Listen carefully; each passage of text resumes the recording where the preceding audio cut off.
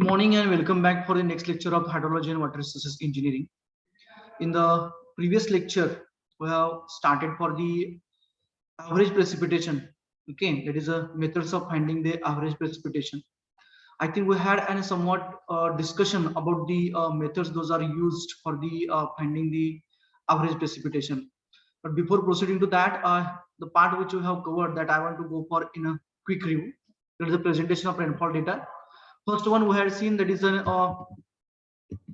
mass curve.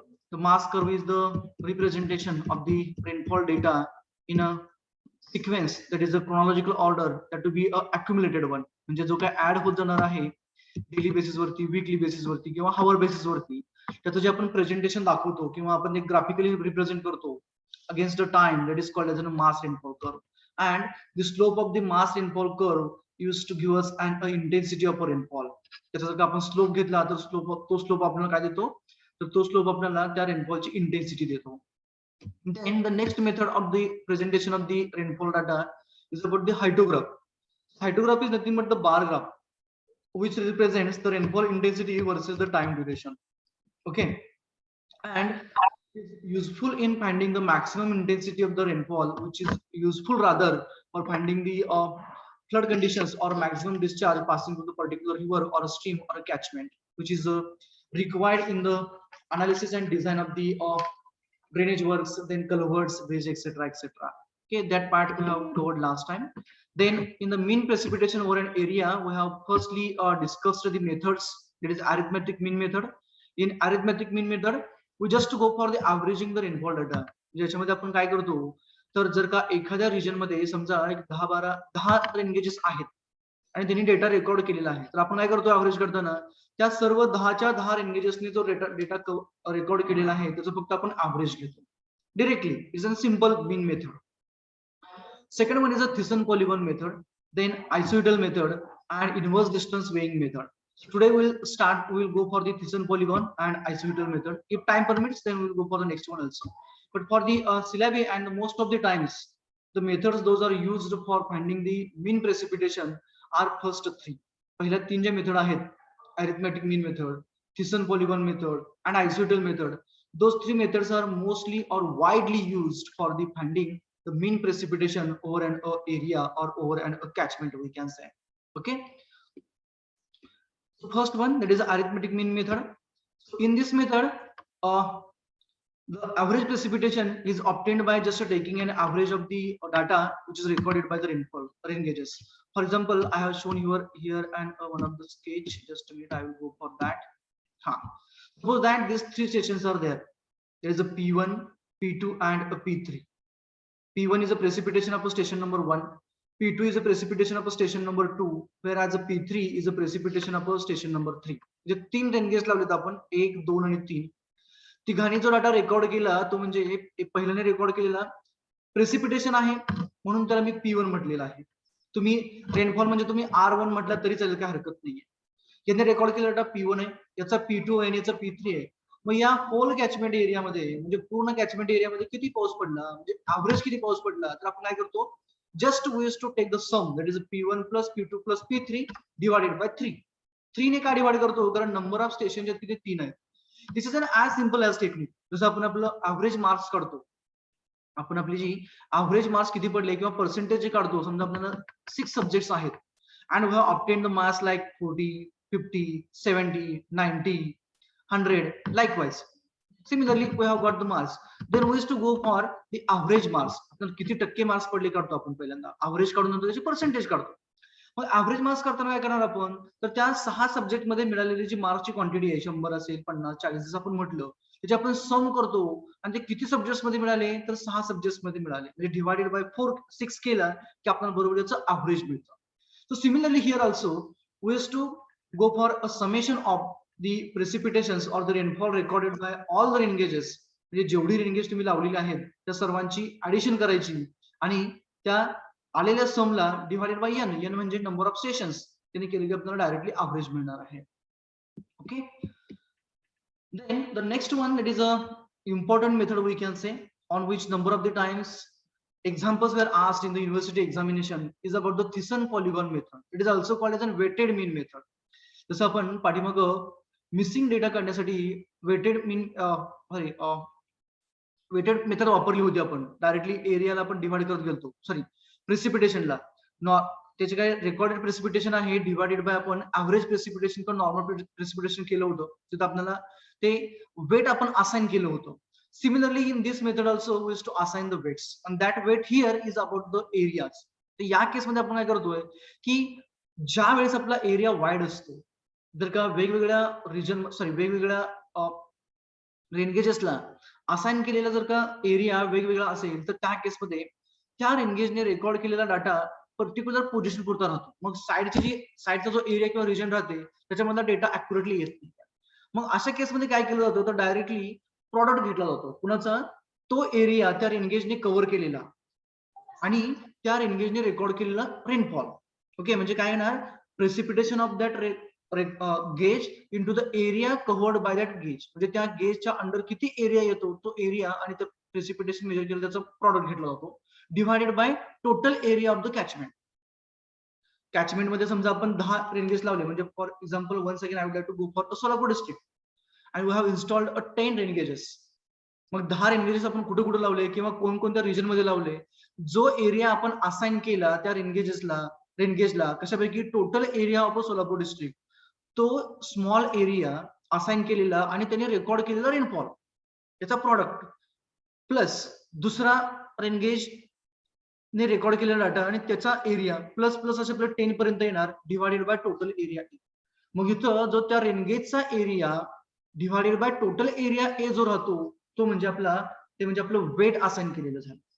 Okay, आणि याच्यामध्ये आपण काय करतो की पॉलिगॉन्स कन्स्ट्रक्ट करत होतो. पॉलिगॉन्स कन्स्ट्रक्ट करतो म्हणजे काय करतो आपण की जो काही एरिया आहे आपण तो एरिया डिवाइड करत जातो आणि त्याच्यामध्ये आपल्याला वेगवेगळे पॉलिगॉन्स तयार होतात. म्हणजे काय, समजा suppose that we have an area like this, a catchment area like this, and we have installed stations A, इथं कुठेतरी B आहे, इथं कुठेतरी C हे स्टेशन आहे. हा आपला कॅचमेंट एरिया आहे.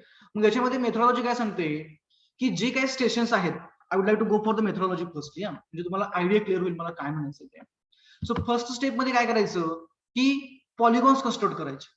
आपण त्याचं नावच आहे थिसन पॉलिगॉन. ओके, मग याच्यामध्ये काय करायचं, पहिला पॉलिगॉन कन्स्ट्रक्ट करायचे. तर पॉलिगॉन कन्स्ट्रक्ट करायचे कसे करायचे, in the first step we have to join the stations by a straight line to each other. जी काही स्टेशन्स आहेत ती स्टेशन्स एकमेकांना स्ट्रेट लाईनने जोडायचे. म्हणजे काय, A to the B, okay, then B to the C. आता ए ते बी जोडलं, बी ते सी जोडलं, पण शिल्लक कोण राहिला, ए आणि सी राहिले दोघं. हे काय करायचे, एकमेकांना स्ट्रेट लाईनने जोडायचे. पहिली स्टेप झाली. दुसऱ्या स्टेप मध्ये काय केलं जातं, ज्या काही स्ट्रेट लाईन तयार झाल्या म्हणजे एबी असेल, बीसी असेल किंवा एसी असेल, त्यांना बायसेक्टर काढायचे. त्यांना काय करायचे, बायसेक्टर काढायचे. म्हणजे एसीचा बायसेक्टर आपला इथं असेल, हा बरोबर आहे का, आणि तो बाउंड्रीला जोडून घ्यायचा बाहेरच्या साईडला. हा एसीचा बायसेक्टर झाला, मी सेंटर पर्यंत घेतो. एबीचा बायसेक्टर म्हणजे बरोबर याला परपेंडिक्युलर लाईन असणार. ओके, डॉटेड घेतली मी इथपर्यंत, आणि लास्टला बीसीचा बायसेक्टर झाला. तर याच्यामध्ये हा जो एरिया दिसतोय आपल्याला, मी शेडेड करतो याला, हा एरिया म्हणजे काय झाला, हा एक पॉलिगॉन झाला. मी याला छोटीशी नाव देतो, समजा एक्स, सेंटरचा जो पॉइंट इथला तो वाय, हा झेड, आणि याला मी पी असं नाव देतो. म्हणजे एक्स झेड हा जो एरिया कव्हर होतो म्हणजे या साईडचा, तो म्हणजे कोणाला गेला, तो एरिया म्हणजे आपला स्टेशन सी चा झाला. म्हणजे हा जो पॉलिगॉन तयार झाला या साईडचा, एवढा एरिया या स्टेशनला अलाइन झाला किंवा असाइन झाला. सिमिलरली स्टेशन ए साठी कुठला असणार, मग या साईडचा एरिया एवढा, हा ट्रँगलचा एवढा पोर्शन आणि हा साईडचा पोर्शन, हा एवढा पोर्शन स्टेशन ए ला झाला आणि स्टेशन बी ला या साईडचा झाला. म्हणजे काय झालं, those are the polygons getting constructed over here.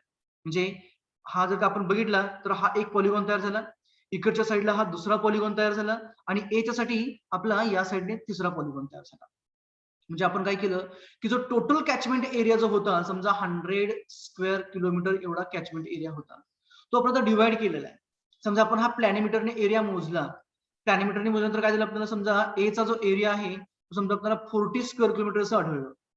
बी चा एरिया समजा 20 स्क्वेअर किलोमीटर आहे, म्हणजे 40 आणि 20 60 झालं, आणि लास्टला सी चा पुन्हा एकदा 40 स्क्वेअर किलोमीटर आहे, म्हणजे 40 40 80 आणि 20 झाला. आणि रेकॉर्ड केलेला जो रेनफॉल आहे, समजा ए ने रेनफॉल रेकॉर्ड केलेला 10 मिलीमीटर आहे, बी ने रेकॉर्ड केलेला रेनफॉल हा आपला समजा 15 मिलीमीटर आहे, आणि सी ने रेकॉर्ड केलेला रेनफॉल जो आहे तो आपण असा झूम करूया की तो 15 मिलीमीटर्स आहे. आता ह्या प्रत्येकाने रेकॉर्ड केलेला रेनफॉल डेटा हा वेगळा वेगळा आहे. प्रत्येकाचा कव्हरेज वेगळा वेगळा आहे. कव्हरेज इन द सेन्स त्याचा रेंज म्हणूया आपण, किंवा त्याचा एरिया आहे तो वेगळा वेगळा आहे. मग ऍव्हरेज रेनफॉल काढताना काय केलं जातं तर प्रॉडक्ट घेतला जातो. कुणाचा A1 into P1. I would like to go for here. Okay, so precipitation, that is average precipitation, P average is equals to काय येणार आपला P1 into area. P1 म्हणजे काय असणार आहे PA म्हणतो, precipitation of a station A into area of a station A, त्याला मी A suffix A म्हणतो, plus precipitation of a station B into area of a station B, plus precipitation of a station C into area of a station C divided by whole area A किंवा summation of AA plus AB plus AC झाला. म्हणजेच काय झालं, जर का आपण ह्याला simplify केलं तर काय येणार आहे तर AA म्हणजे पहिल्याचा area divided by total area into precipitation of A plus सेकंडचा एरिया किती आहे तर AB आहे divided by total area A into precipitation of station B. Similarly area of station C divided by area A total area into the precipitation C. आणि हे जे ratio तयार होतो एरियाचा, area of that particular rain gauge त्याने जो cover केला तो area divided by total area, this is nothing but the थिसन वेट. त्याला आपण काय म्हणतोय तर त्याला आपण थिसन वेट असं म्हणतोय. आणि याला पॉलिगॉन का म्हटलं तर आपण इथं पॉलिगॉन्स कन्स्ट्रक्ट करत जातोय. Okay, so I would like to now summarise the things which you have quoted just now. In this method, the rainfall recorded at each station is given weightage. तर आपण काय करतो वेटेज देतो कशावरती on the basis of area closest to the station. कशावरच्या बेसिसवर दिलं area enclosed किंवा क्लोज टू दॅट स्टेशन, त्या स्टेशनला जो काही जवळचा एरिया असेल त्या एरियाच्या बेसिसवरती आपण त्याला वेट असाइन करतोय. ओके, कशा पद्धतीने करतोय मग ते प्रोसिजर त्याला मी समराइज करतोय. फर्स्ट स्टेप मध्ये join the stations by straight line. So whatever number of stations will be there, in the first step we have to join all those stations to each other by a straight lines. पहिल्या step मध्ये काय करायचं आहे तर सर्वच्या सर्व stations एकमेकांना straight line जोडून घेतो. आपण काय केलं तिथं A ते B जोडला होता, B ते C जोडला आणि A ते C जोडला होता. बरोबर आहे, म्हणजे प्रत्येक स्टेशन आपण एकमेकाला स्ट्रेट लाईन जोडतो. नेक्स्ट स्टेप मध्ये काय करायचं we have to draw the perpendicular bisectors. Bisector काढताना कसे काढायचे परपेंडिक्युलर, कोणाला काढायचे तर लाईनला, कोणत्या forming a triangles or a straight line. या ज्या स्ट्रेट लाईन होते की नाही या स्ट्रेट लाईनला किंवा जो ट्रायंगल तयार होत जातो किंवा ट्रायंगल्स तयार होतात त्या ट्रायंगल्स फॉर्म करणाऱ्या लाईन्सला आपल्याला परपेंडिक्युलर बायसेक्टर, म्हणजे हा इथला परपेंडिक्युलर बायसेक्टर, हा इथला परपेंडिक्युलर होता आणि हा इथला परपेंडिक्युलर बायसेक्टर होता. पहिल्या स्टेप मध्ये काय करायचं आहे in the first step we have to join all the stations to each other by a straight line. In second method, we have to draw a perpendicular bisectors to each line joining the stations or the lines forming the triangles. ज्या lines triangle तयार करत होत्या त्या लाईन्सला perpendicular straight lines आपण perpendicular bisectors काढतो. Bisector म्हणजे त्याचा divide करणारा पार्ट आपण तयार केला. नेक्स्ट स्टेप मध्ये काय करायचं आहे दिस बायसेक्टर्स फॉर्म्स अ पॉलिगॉन. तर याने पॉलिगॉन तयार केला. हा एक बायसेक्टर आहे, इकडचा बायसेक्टर होता आणि हा एरिया होता. याने काय केलं हा पॉलिगॉन तयार केला. बरोबर आहे. सिमिलरली इकडच्या या साईडला पॉलिगॉन तयार झाला आणि या साईडला पॉलिगॉन तयार झाला. क्लिअर. अराउंड ईच स्टेशन म्हणजे प्रत्येक स्टेशनच्या साईडला एक पॉलिगॉन तयार झाला. पॉलिगॉन म्हणजे काय क्लोज्ड ग्रुप आपण म्हणूया, क्लोज्ड फिगर म्हणजे एरिया जो टोटल एरिया होता त्यातला काही एरिया आपण असाइन केला, क्लोज केला त्या particular station. Okay, here I have taken a example you will get by the animation here. This is an area, total area आपण म्हणूया. ओके, त्यानंतर स्टेशन्स आहेत A B C, stations mark केले आहेत. तर पहिल्या स्टेप मध्ये काय करायचं आहे in first step we have to join those stations by a straight line. A to the B it has been got joined, then B to the C or A to the C has been got joined, then B to the C. पहिल्या step मध्ये आपण काय केलं होतं जी stations आपण mark केली होती त्या एरियावरती त्या स्टेशनला म्हणजे बाय द स्केल घ्यायचं आणि बाय स्केलने काय करायचं आपण ते स्टेशन्स मार्क करून घ्यायचे. तो म्हणजे आपल्याकडे सोलापूर डिस्ट्रिक्टचा मॅप आहे. आता सोलापूर डिस्ट्रिक्टच्या मॅप मध्ये आपल्याला लोकेशन्स माहिती आहेत कुठे कुठे आहेत रेनगेज. समजा एक मोहोळला आहे, एक पंढरपूरला आहे, एक कुठे माळशिरसला आहे, एक बार्शीकडे आहे, एक करमाळाकडे आहे, एक अक्कलकोटला आहे. असं वेगवेगळ्या रिजनला आपण ते असाइन केलेत. मग त्या मॅप वरती आपण काय केलं बरोबर बाय स्केल स्टेशन सुरुवातीला मार्क केले ABC जिथे आहेत. नंतरच्या स्टेप मध्ये आपण काय करतोय तर स्केलने ती स्टेशन एकमेकांना स्ट्रेट लाईन जोडतोय. म्हणजे कसं ए ते बी, बी ते सी आणि ए ते सी किंवा सी ते ए जोडला. नंतरच्या स्टेपमध्ये काय करायचं आहे, तर नंतरच्या स्टेपमध्ये आपल्याला या ज्या स्ट्रेट लाईन तयार झाली की नाही, या स्ट्रेट लाईनला म्हणजे तुम्ही ट्रायंगल तयार केला, हा एबीसी हा ट्रायंगल तयार केला, त्या स्ट्रेट लाईनला परपेंडिक्युलर बायसेक्टर काढायचे. म्हणजे एबी ला बरोबर 2 भागामध्ये डिवाइड करणारी लाईन ड्रॉ करायची. ती कुठेपर्यंत जाणार, तर या लाईनला एबी ला बरोबर परपेंडिक्युलर असणार, ज्या सेंटरला असणार आणि बाहेर जाऊन ते आपल्या बॉन्डला टच करणार. Just see how it is. पहिला बघा आता एबी ला ड्रॉ केली मी परपेंडिक्युलर लाईन, कुठून स्टार्ट झाली, ही इथून स्टार्ट झाली आणि बरोबर सेंटर पॉईंट पर्यंत आली, मिड पॉईंट सेंट्रॉइड पर्यंत आली त्या लाईनच्या. सेकंड आता एसी ला काढा किंवा बीसी ला काढा. मी कुठे घेतली, आता ए ते सी घेतलं, हे एसी ला लाईन ड्रॉ केली, तर याला परपेंडिक्युलर बायसेक्टर झाला हा. I would like to show you the bisector. Just a minute. AB ला perpendicular bisector झाला.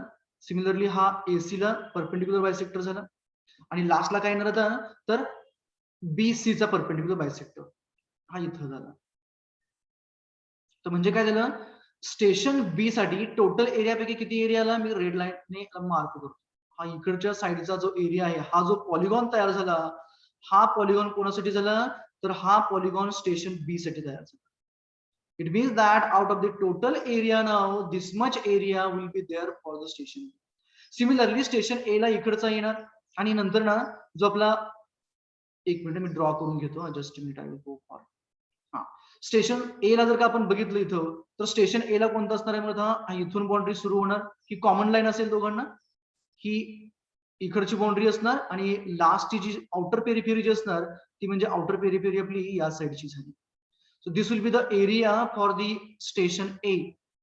ओके, आणि लास्टली स्टेशन सी ला हा जो दिसतो आपण इकडच्या साईडचा, तो म्हणजे आपला असणार आहे कोणासाठी, तर तो आपला असणार आहे स्टेशन सी साठीचा, म्हणजे हा या साईडचा ब्लॅक कलर मध्ये दाखवतो.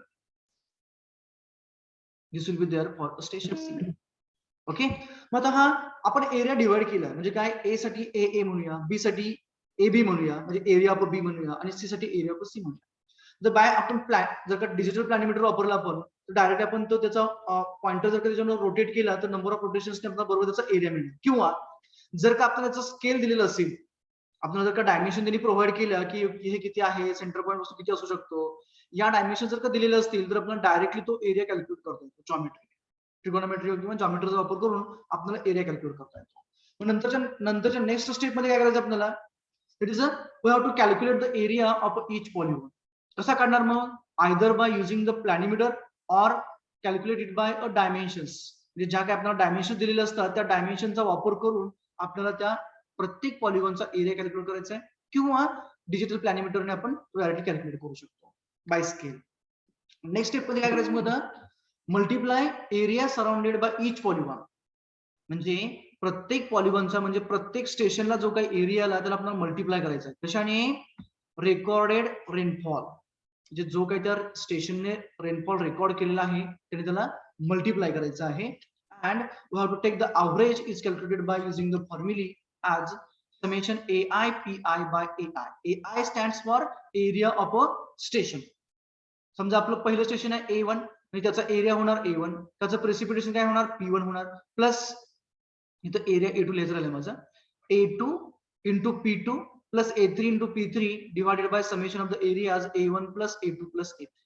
That is A1 P1 plus A2 P2 plus A3 P3 divided by A. By using this equation we used to get another average precipitation. मग याच्यामध्ये जी टर्म आली आपली, म्हणजे एरिया A1 by A असेल, A2 by A असेल किंवा A3 by A असेल, that is called as a weight, and that weight is termed as a Thiessen weight. That is termed as a Thiessen weight. तर बऱ्याच वेळा काय होतो, in number of the examples they used to give us directly the Thiessen weights. म्हणजे direct Thiessen weight दिलं असतं. Thiessen weight म्हणजे काय, तर एरिया ऑफ दॅट रेनगेज, त्या रेनगेजने कव्हर केलेला area divided by total area, याची मॅग्निट्यूड दिली असते. फॉर एक्झाम्पल आपल्याला Thiessen weight स्टेशन A1 चं दिलेलं आहे. समजा किती दिले आपल्याला, ते W1 इज इक्वल टू समजा 1 दिलंय, W2 इज इक्वल टू 2 दिलाय आणि W3 इज इक्वल टू 3 दिलाय. तर त्या केसमध्ये हा जो आपला इक्वेशन आहे, हा जे फॉर्म्युला आहे, ती काय इम्प्लाइज होणार, मग जर का सिम्प्लिफाय केली आपण तर ती काय येणार आहे, A1 by A into P1 plus A2 by A into P2 plus A3 by A into P3 येणार. आता तर A1 by A, A2 by A किंवा A3 by A म्हणजे काय, W1 plus W2 plus W3 असं राहणार. मी लिहून घेतो त्याला. That is a W1 into P1 plus W2 into P2 plus W3 into P3 झाला. मग आपल्याला ज्या थिसन वेट दिलेलं असेल स्टेशन 1 चं, डायरेक्टली दॅट थिसन weight into the precipitation of that station. Likewise, we have to do the summation. Means we will get directly the magnitude of the average precipitation. So the Thiessen weight is nothing but the area covered by that rain gauge divided by the total area of that rain gauge. And this term is called as a Thiessen weight. Okay. आपल्या नावामध्ये असं दिलेलं होतं की Thiessen polygon method. Thiessen's polygon method. मग त्याच्यामध्ये polygon आपण construct केले आणि त्या एका पॉलिगॉनचा area divided by total area जो रेशो येतो त्याला आपण Thiessen's weight म्हणतो. Okay, understood about this methodology, how to proceed and all those things. आले का लक्षात? लक्षात आलेलं आहे का?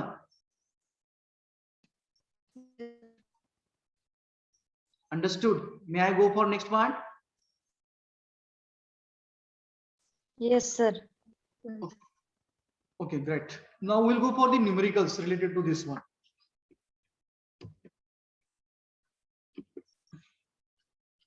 But it's summation WIPI we can.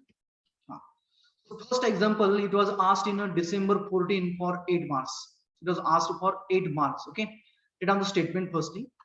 A Thiessen polygons constructed for a network of 10 rain gauges.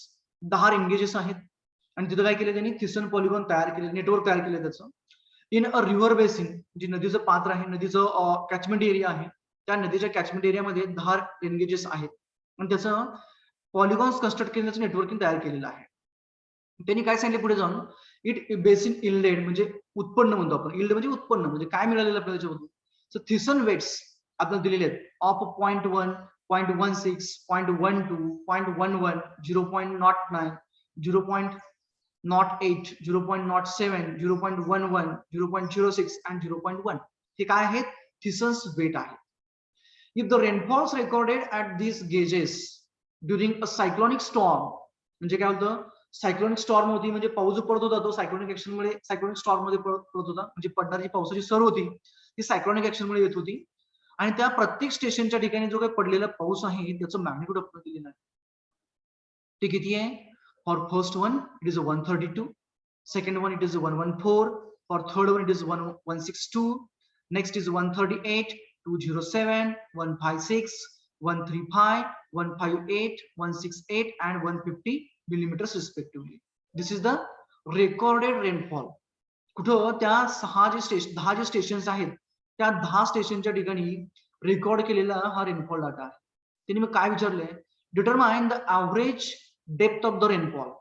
Average rainfall किती पडला by Thiessen mean method, Thiessen polygon method and arithmetic mean method. दोन्ही मेथडने विचारलेलं आपल्याला. कोणकोणत्या? Arithmetic mean method and Thiessen polygon method. Next काय विचारलंय? Also determine the volume of a surface run of. Volume of surface run off म्हणजे पडलेल्या पावसामुळे किती पाणी जमिनीवरून वाहिलं. Volume of surface run off at the basin outlet, म्हणजे त्या बेसिनच्या आउटलेटला, म्हणजे त्या नदीच्या पात्रातून पाणी वाहत असताना आउटलेटला किती पाणी वाहिलं. ही 35% of the rainfall is lost as a infiltration. पडलेल्या पूर्ण पावसापैकी जर का 35% पाणी हे इनफिल्ट्रेशन मध्ये लॉस झालं, म्हणजे जमिनीमध्ये मुरलं असेल, तर किती रन ऑफ व्हॉल्यूम जनरेट झालं. And for that purpose they had given us the total area of the catchment of that river as a 580 square kilometer. 580 square kilometre एवढा एरिया त्या नदीपात्राचा आहे. नदीपात्राचा म्हणता येणार नाही आपल्याला, त्या नदीचं जे काही बेसिन आहे, रिव्हर बेसिन आहे, त्या बेसिनचा आपल्याला त्यांनी एरिया दिलेला आहे. Okay, so how to proceed. काय काय विचारलं समजून घ्या. त्यांनी पहिल्या स्टेप मध्ये काय विचारले आपल्याला? Calculate the average precipitation by 2 ways. 2 मेथडने विचारलेलं आहे.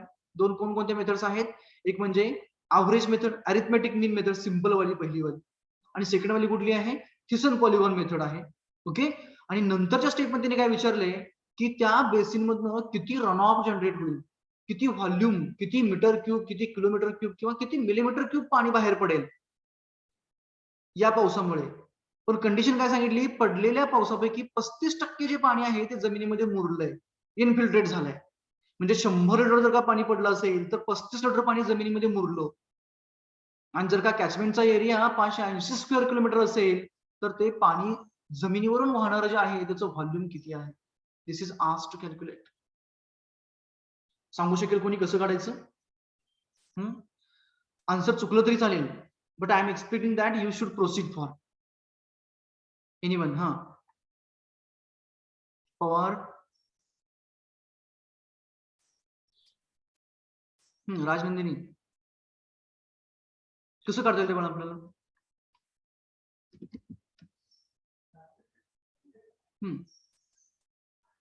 तुम्हाला जसं येईल तसं सांगा. आन्सर चुकलं तरी चालेल, काय हरकत नाहीये, but I am expecting that you should proceed for.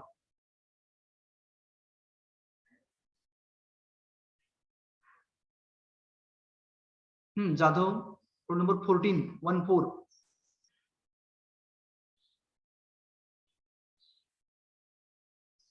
अरे बोलत चला.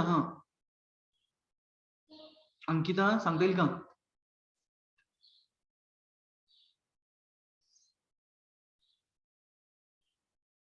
अरिथमेटिक मीन मेथडने पी ऍव्हरेज काढायचा आधी.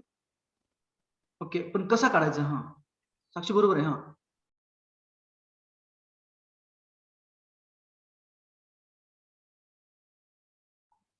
काय काय करायला लागेल मला सांगा बरं, step wise.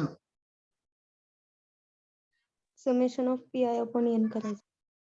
Summation P I upon N करायचा पहिल्या स्टेप मध्ये, बरोबर की नाही आहे? सो पहिल्या स्टेप मध्ये मी काय करतो, सिम्प्लिफाय करत जातो. जरा पहिल्या स्टेप मध्ये मी काय करतो, सुरुवातीला दिलेले प्रेसिपिटेशन लिहून घेतो, P1 P2 P3 P4 या पद्धतीने. So I would like to go for that. So in the part of the solution I would like to write over here. पहिला मी प्रेसिपिटेशन लिहितो स्टेशन 1, 2, 3 चे. सो फॉर P1 किती दिले आपल्याला रे? Station P1 चं स्टेशन 1 चं प्रेसिपिटेशन किती दिले त्याने आपल्याला?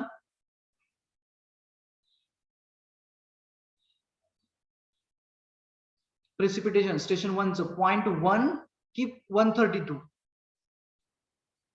132. राईट, 132. आता दिलेल्या व्हॅल्यू मिलीमीटर्स मध्ये मी आहे तशाच ठेवतो. हे झालं प्रेसिपिटेशन स्टेशन 1 चं. स्टेशन 2 चं किती आहे? 114. 114 आहे. Correct. Similarly for P3 is a 162. Then P4 it's a 138. Then for P5 it's a 207. Then P6 it's a 156. Then P7 it's a 135. So 207. 138, 207 झाला, 156 झाला, 135. सॉरी, 135. रिपीट लिहितो याला. 135. P8 158. P9 168. And lastly 150. It is a precipitation for station number 10. मी पहिली method करतो prefer. Firstly by arithmetic mean method.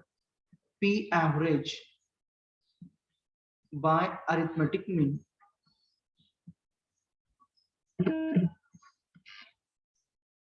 Arithmetic mean method. Okay. Geetanjali काय असेल बाळा फॉर्म्युलाचा? P average is equals to Geetanjali formula काय असेल? Rule number 1.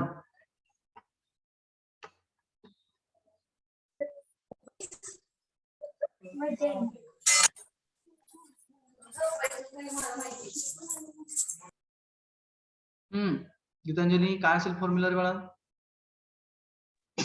Sir P1 P2 P4 सगळे addition करून नंबर ऑफ स्टेशन ने डिवाइड करायचं.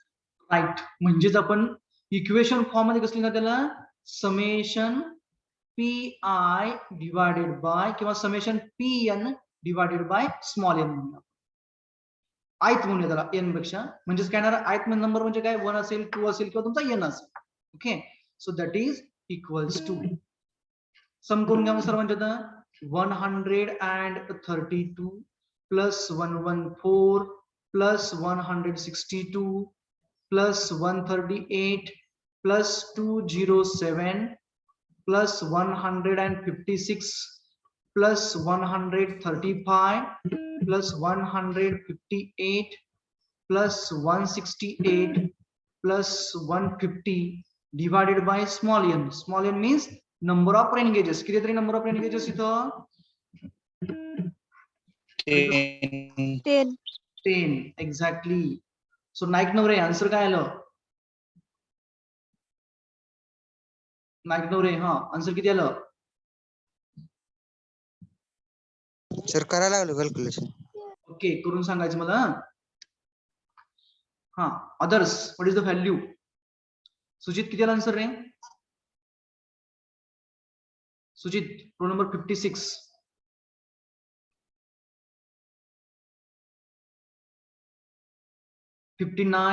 अमोल करतोय सर. ओके ओके कॅल्क्युलेट करा. कोणाचं आलंय का? रोल नंबर 6 प्रियांका आलं का आन्सर?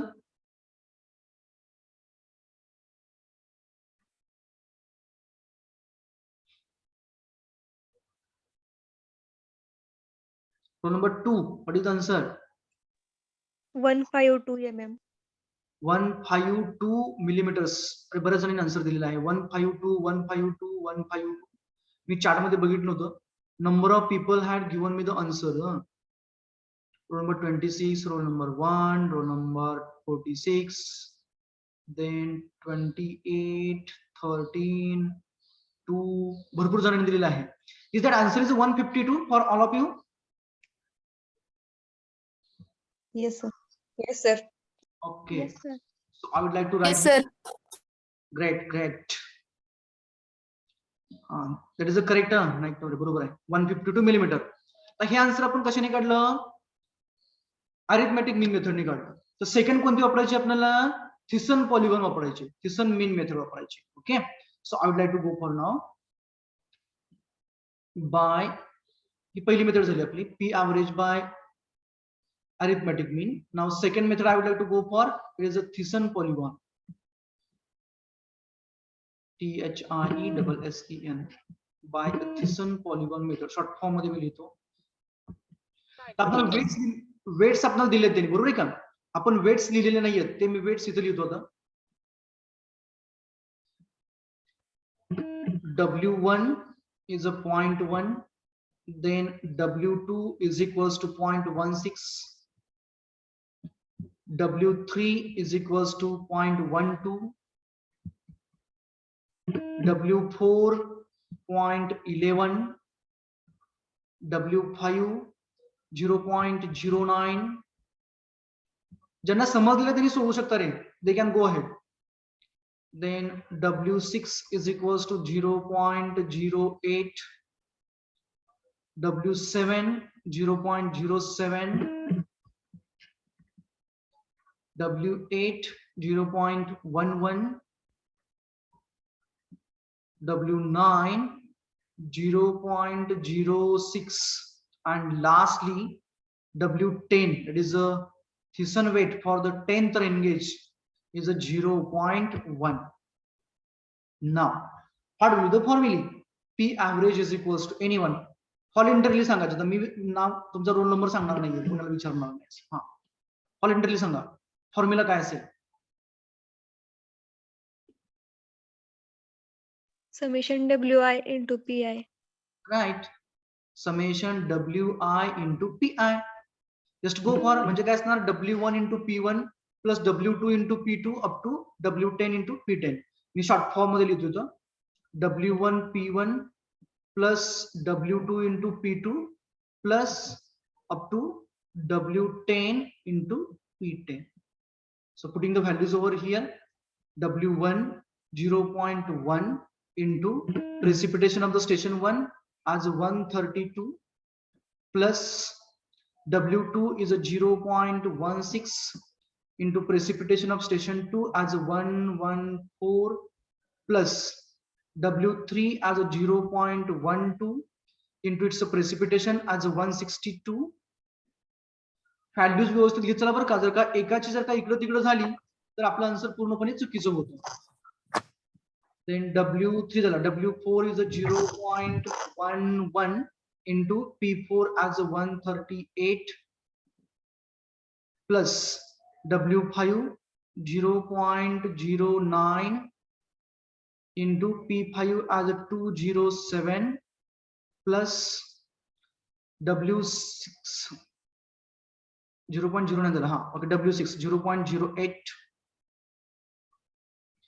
व्हॅल्यू चेक करत चला बरं का. व्हॅल्यू जर का एकाची जर का आपली इकडे तिकडे झाली बाय मिस्टेक तर आपली सर्व आन्सर चुकणार आहेत. W6 झाला, W7 0.07 into P7 135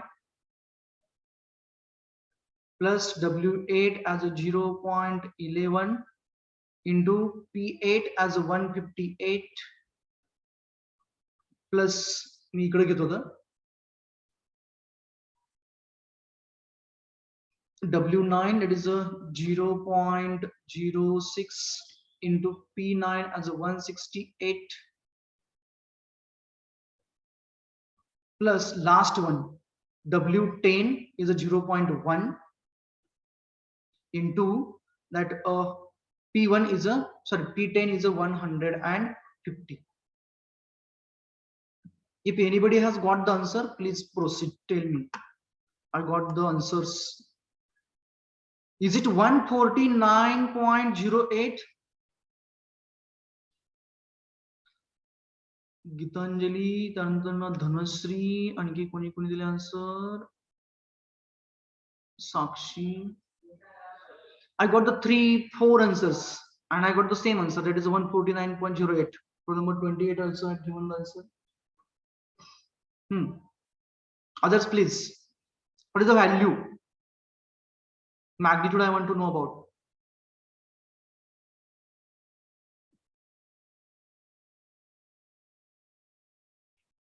Boys fast. 149.08. I think जेवढ्या जणांनी आन्सर दिलेला आहे ते सर्वांचं 149.08 आलेलं आहे. बाकीची मंडळी बरोबर आहे का? अदर्स 149.08.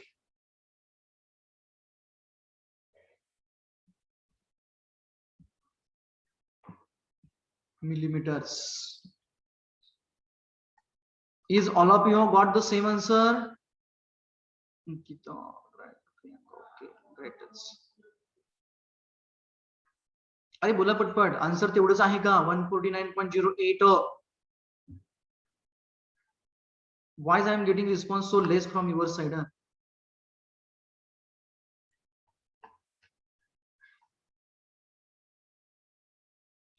बेदरेकर किती आला आन्सर? रंजित आन्सर किती आला? Ranjit Bagal. Yes, sir. Answer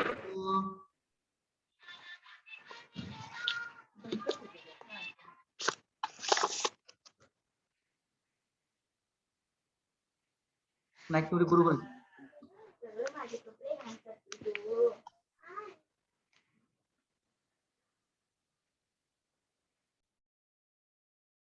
I think so all of you have got the same answer as a 149.08 millimeters. Okay, it means that right now or till time we can say we got the magnitudes of the average precipitation. जो काही पाऊस पडलेला आहे सोलापूर जिल्ह्यामधला असं आपण अजून गेलतो त्याचं व्हॉल्यूम आपल्याला अवरेज प्रेसिपिटेशन मध्ये दोन्ही मेथड्स मध्ये मिळालेला आहे. पहिल्या मेथडने 152 मिलीमीटर मिळाला, दुसऱ्या मेथड मध्ये 149.08 मिलीमीटर मिळाला. Will you be that the second method is the accurate than the first one. आपल्या अरिथमेटिक मीन पेक्षा थिसन पॉलिगॉन मेथड जे आहे ते आपली कशी आहे? accurate मेथड आहे. Okay, now the next part which they have asked to calculate. Sorry, त्या नेक्स्ट पार्ट मध्ये काय विचारले आपल्याला? Calculate the determine the volume of the surface run off. म्हणजे पडलेल्या पावसामुळे किती पाणी जमिनीवरून वाहिलं असेल. ओके, किंवा बेसिनच्या आउटलेटला किती आलं. हे 35% of rainfall is lost as infiltration. 35% rainfall हा जर का लॉस झाला असेल म्हणजे जमिनीमध्ये मुरला असेल तर त्या कॅचमेंट एरियामधून मिळणारा जो व्हॉल्यूम आहे ते किती असेल? That is asked to calculate. कसं काढणार रे? How you will get anyone? कसं काढता येईल आपल्याला? Volume of the water, area into run of depth find करायची. Area into run of depth. तर रन ऑफ डेप्थ किती घेणार आपण इथं?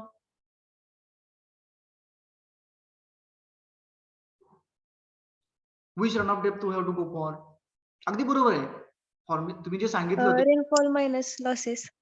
Rainfall minus losses. ग्रेट. म्हणजे आपण तर रेनफॉल घेताना कोणता घेणार? आपण हा ऍव्हरेज प्रेसिपिटेशन घेणार. आपण 152 वाला घेणार नाहीये. We are going along with the Thiessen method, किंवा दोन्ही मेथडने काढला तरी चालेल, काही हरकत नाही.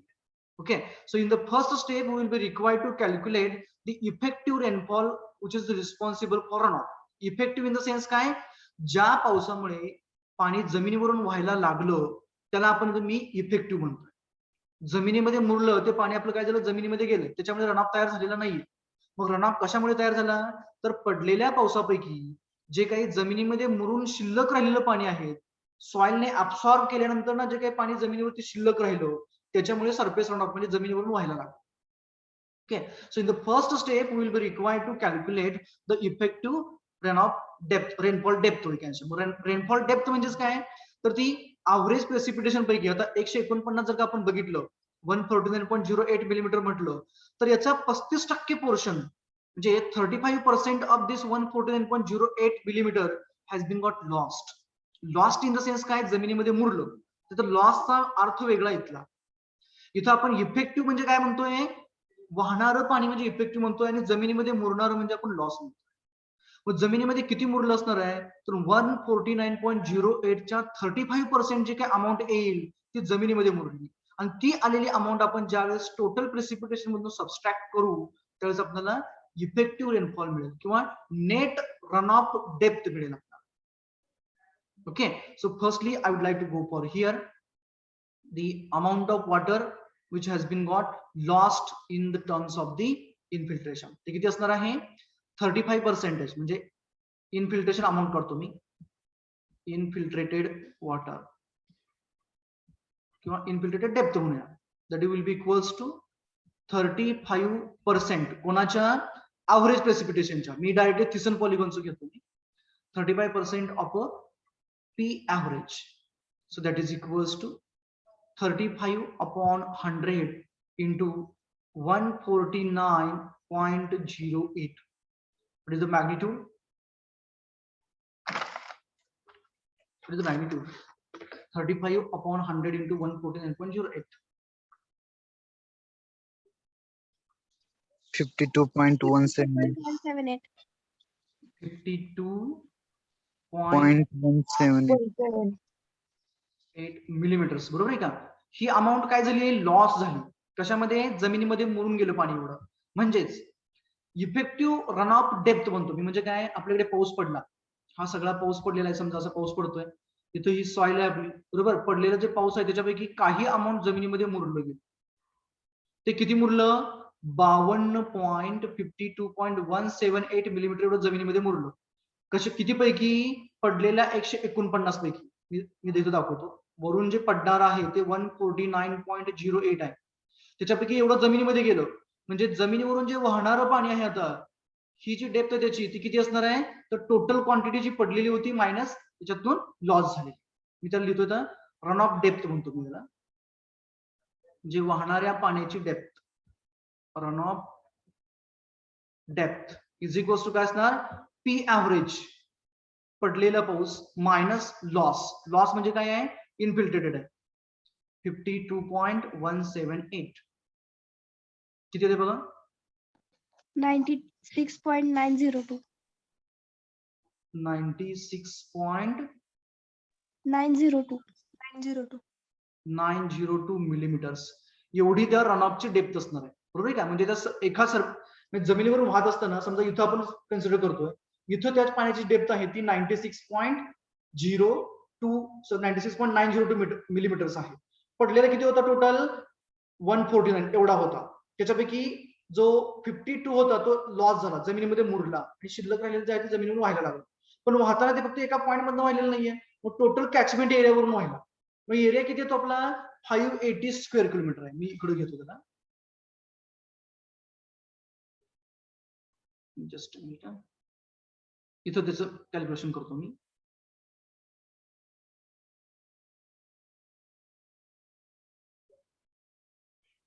Okay. Suppose that this is our catchment area. हा किती आहे 580 स्क्वेअर किलोमीटर आहे. स्क्वेअर या पूर्ण एरियावरून पाणी वाहते. कितीच्या डेप्थने वाहते तर 96.902 मिलीमीटर. म्हणजे याच्यावरून जे व्हॉल्यूम तयार होणार, व्हॉल्यूम ऑफ रन ऑफ म्हणूया आपण, run of volume is equals to काय येणार आता तर catchment area A into run of depth.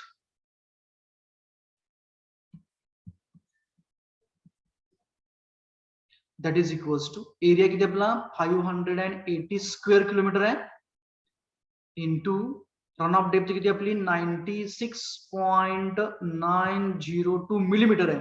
पण हे मिलीमीटर आपल्याला आता किलोमीटर मध्ये कन्व्हर्ट करावं लागेल. बरोबर आहे का? म्हणजे कितीने मल्टिप्लाय करावं लागेल ते मिलीमीटर ते kilometres. Anyone we need to convert here that volume from the millimeters to the kilometers. बोला कितीने मल्टिप्लाय करावं लागेल? किती मिलीमीटर्स म्हणजे किती 1 सेंटीमीटर आहे? स्टेप वाईज जाऊयात आपण. How many millimetres use to be in 1 centimetre?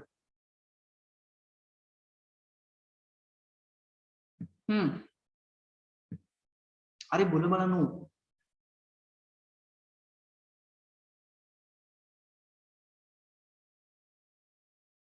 अरे बोला. व्हॉल्यूम किलोमीटर मध्ये घेऊया की मीटर मध्ये घेऊया पहिले सांगा मला. In which unit you want to go for? हे जे असणार आपलं. So here now we want to make an a unit as a 1. आपल्याला जे 1 म्हणायचं आहे मला सेम. आपल्याला इथे युनिट हे सेम करायचं आहे. मग जर का युनिट इथं सेम करायचं असेल तर आपल्याकडे दोन वे आहेत. एक म्हणजे ही जी व्हॅल्यू आहे आपली, जो प्रॉडक्ट घेतला आपण, एरिया आपला स्क्वेअर किलोमीटर मध्ये, तुम्ही स्क्वेअर किलोमीटर लिहिला आणि त्याला आपण डेप्थ जी होती ती मिलीमीटर मध्ये होती, त्याला मी मल्टिप्लाय केलेला आहे. मग व्हॉल्यूम आपण आता एकतर मिलीमीटर क्यूब मध्ये, मीटर क्यूब मध्ये, सेंटीमीटर क्यूब मध्ये किंवा किलोमीटर क्यूब मध्ये काढू शकतो. But generally the volume is measured in a metre cubes. Unit जे राहतं ते मीटर क्यूब मध्ये राहतं. म्हणजे काय करायला आपल्याला हे स्क्वेअर किलोमीटर जे आहे ते मीटर स्क्वेअर मध्ये करावं लागेल आणि मिलीमीटर आपल्याला मीटर मध्ये करावं लागेल. मग जर का 580 जे आहे आपलं हे स्क्वेअर किलोमीटर आहे, 580 हे आपल्याला स्क्वेअर मीटर मध्ये करायचं आहे. कितीने मल्टिप्लाय करावं लागेल रे? किती मीटरचा 1 किलोमीटर असतो? किती मीटरचा 1 किलोमीटर असतो? 1000 म्हणजे 10⁻³ झालं. बरोबर आहे? 10⁻³ म्हणजे 1 मिनिट मी इथे लिहितो पुढे साईडला. 1 kilometre is equals to 1 kilometre is equals to 10⁻³ meters. 10⁻³ metre झालं. ओके. आता इथं काय आहे? स्क्वेअर आहे. मग स्क्वेअर असल्यानंतर 10 ची पॉवर किती होईल रे? 6 होणार. सो इंटू 10⁻⁶ हे झालं स्क्वेअर मीटर मध्ये. ओके. इंटू दुसरं कोण आहे आपलं 580 मीटर स्क्वेअर मध्ये झालं 96.902 आहे. ही व्हॅल्यू होती मिलीमीटर्स मध्ये. आपल्याला करायची ती मीटर मध्ये. किती मिलीमीटरचा 1 मीटर? मग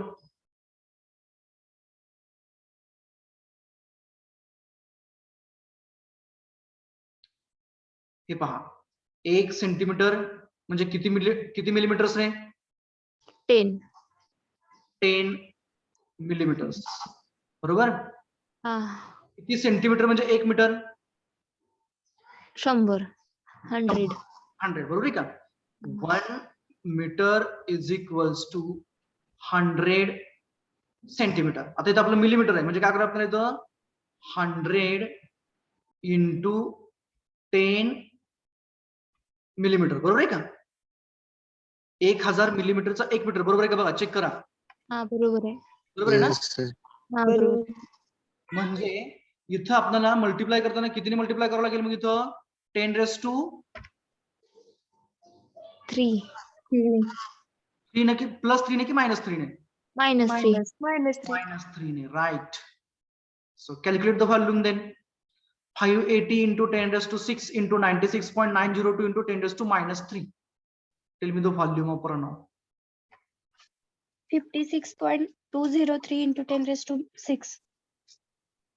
56, just a minute, I will go for 56.203 203 into 10 raised to 6. into 10 raised to 6 meter cube. Check करा बाळांनो.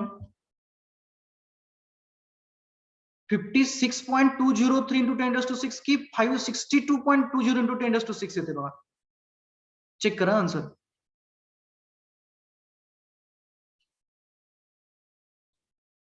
Just do the product. Multiplication होतं करायचं आपल्याला. कोणाकोणाचं आहे तिथं 580 into 10 raised to 6 into 96.902. Okay. Into 10 raised to -3.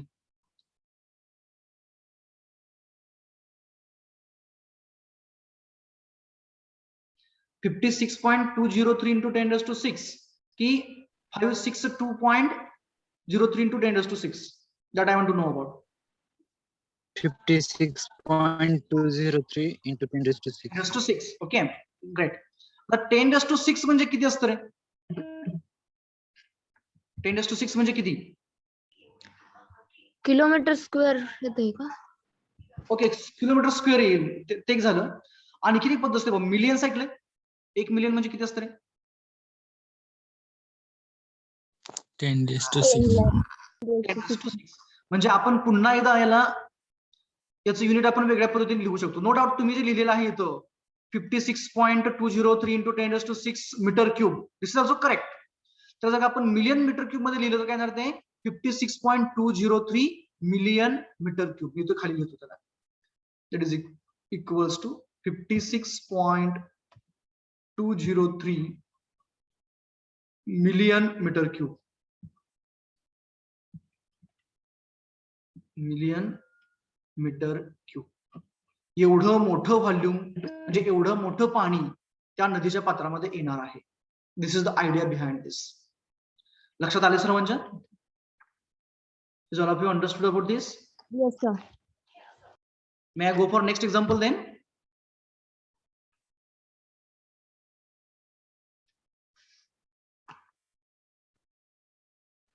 One minute. हा, okay okay, go ahead. जर का एखादी गोष्ट लक्षात येत नसेल तर विचारत चला रे.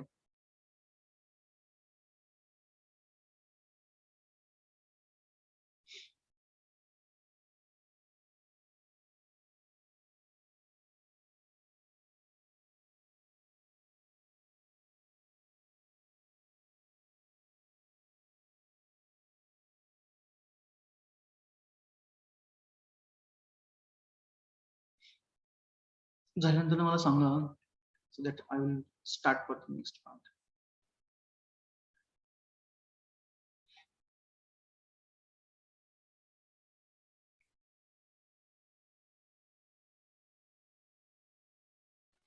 झालंय sir. Okay.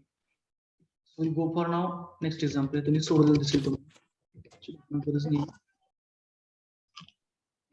Area into runoff depth, rainfall minus. Same example I have solved over here. So go for the next one. The area as shown is a square. So आपला एरिया दाखवलेला आहे तो कसा आहे? स्क्वेअर एरिया आहे. Okay, of side 10 kilometre. याची जी side आहे ती 10 किलोमीटर आहे. Means I would have to go for this side as a 10 kilometre. Square आहे म्हणजे सर्व साइड त्याच्या 10 किलोमीटर आहे. The annual precipitation at those stations is as shown in a figure. म्हणजे काय? ही जे स्टेशन दिसते का, हे ए बी, इथं सी आहे, इकडचा डी आहे आणि सेंटरला ई आहे. ओके, त्यांच्या साइडला जे व्हॅल्यू आहेत त्या काय सांगतायत तर annual precipitation सांगतात.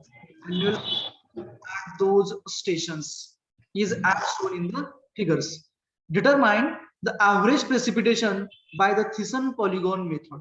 विचारले का आपल्याला तर average precipitation by the Thiessen polygon method. This is asked to calculate. इथं आपल्याला वेट दिलेले नाहीयेत, थिसन वेट दिलेले नाहीयेत, means will be required to find out the Thiessen weights also. Okay, आणि 5 स्टेशन दिलेले आहेत, कॉर्नरला आहेत ते.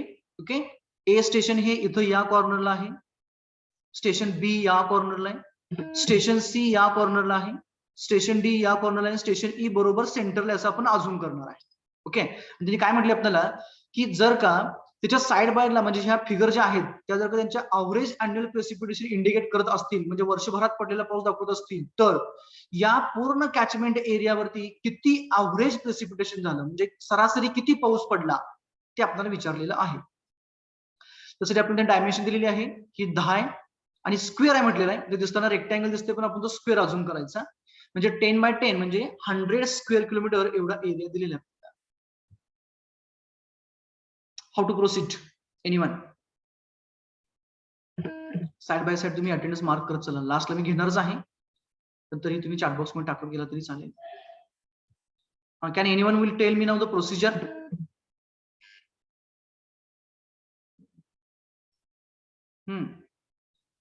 प्रोसिजर कुणी सांगेल का? हा, व्यवहार आहे, रूल नंबर 31.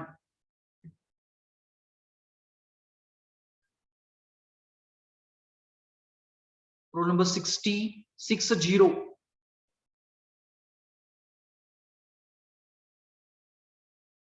प्रोसिजर काय करायला आपल्याला रे?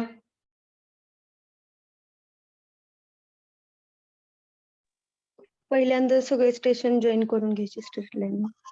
स्ट्रेट लाईनने सर्व स्टेशन एकमेकांना जोडून घ्यायचे. ओके, म्हणजे काय करणार आपण आता? ए ते बी, तर पहिल्यांदा आपण दिसतील तर मी डार्क करतो. ए टू द बी, त्यानंतर ना B to the C, C to the D, then lastly D to the A. Last म्हणता येणार आपल्याला. हे झाले आपण साइडचे. तर सेंटरचा राहिलेला आपला E, A to the E by a straight line, त्यानंतर ना E to the B by a straight line, B to the C पुन्हा एकदा स्ट्रेट लाईनने, आणि डी टू द ई हा पुन्हा एकदा स्ट्रेट लाईनने जोडला आपण. म्हणजेच काय होणार? ए सी आणि बी डी जे आहेत त्याचे काय होणार? हा, ए सी आणि बी डी या स्क्वेअरचे काय असतील ते दोघं?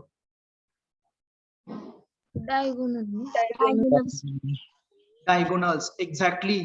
म्हणजेच ए ई बी, बघा मी काय म्हणतोय, triangle A E B, triangle B E C, triangle C E D आणि डी ई ए हे चौघ समान मापाचे होतील का रे आता? एक्झॅक्टली ते सेम डायमेन्शनचे होणार, बरोबर आहे का? कारण हा स्क्वेअर आहे, हे त्यांचे डायगोनल आहेत, म्हणजे 100% ते इक्वल 4 पार्ट मध्ये डिवाइड झालं. म्हणजे हे 4 जे ट्रायंगल तयार झाले ते ट्रायंगल्स कसे असणार? सेम डायमेन्शनचे असणार. ही झाली पहिली स्टेप आपली. काय केलं आपण? We have joined all those points, all those stations by a straight line. Now what is the next step? Anyone? हा, परपेंडिक्युलर बायसेक्टर काढायचं प्रत्येक लाईनला. प्रत्येक लाईनला परपेंडिक्युलर बायसेक्टर काढायचा. कोणकोणत्या लाईन्सला? A B B C, A B B C, हा, sorry A B B D D C आणि A C. A D B D.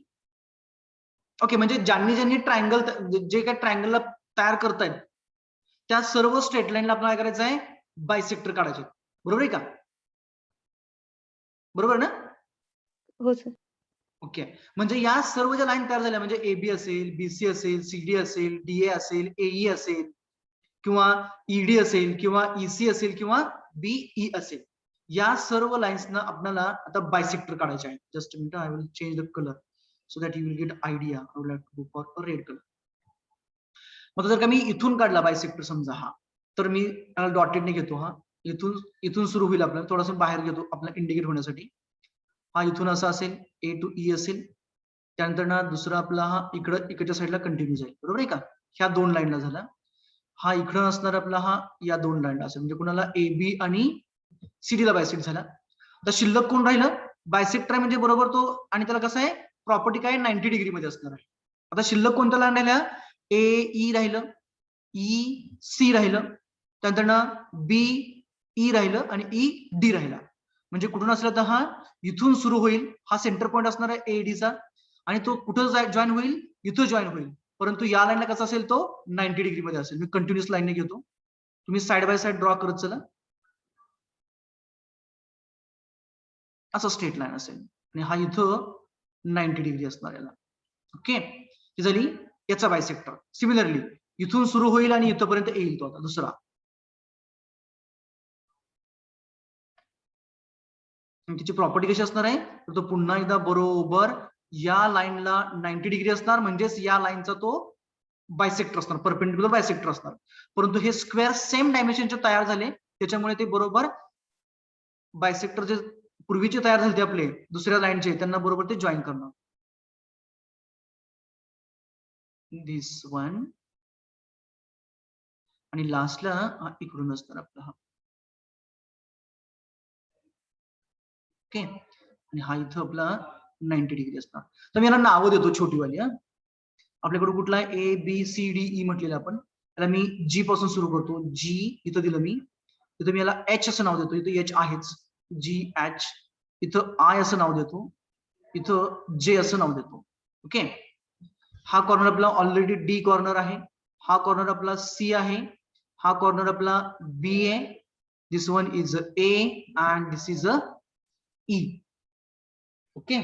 Now we have to proceed for the next step. The next step काय असेल रे?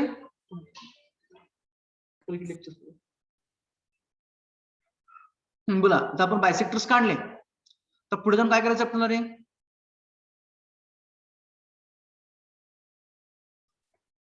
What is the next step now? आवाज येतो का माझा?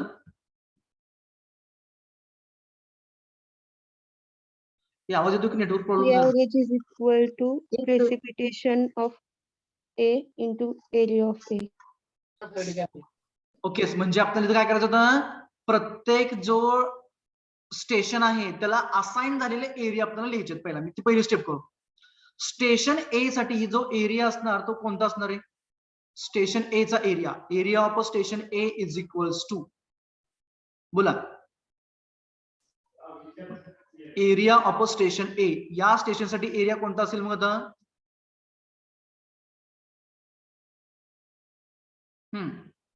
मी नाव AHEG. Right area of triangle AHG बरोबर आहे का? या एवढा जो एरिया असणार ट्रायंगुलर पोर्शनचा तो या आपल्या स्टेशनला आला म्हणजे एरिया ऑफ ट्रायंगल AHG झाला. ओके त्यानंतर ना area of station B is equals to B हे स्टेशन इथं आहे बी स्टेशन आपलं त्याला कुठला एरिया असणार? BHI. Right area of triangle BHI. त्यानंतर next one area of station C is equals to कुठे आहे सी बघा बघा इथं सी आपलं हा IJ area of triangle CIJ. Then AD is equals to area of triangle D ला कुठला असणार आता? DJG area of triangle sorry DJG.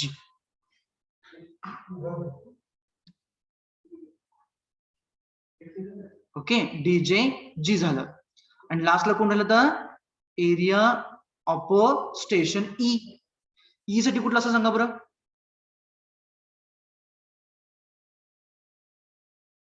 Square E साठी स्क्वेअर येईल ना? राईट राईट H बोला बोला हा कोणता स्क्वेअर असलं तर GHIJ. G HIJ. I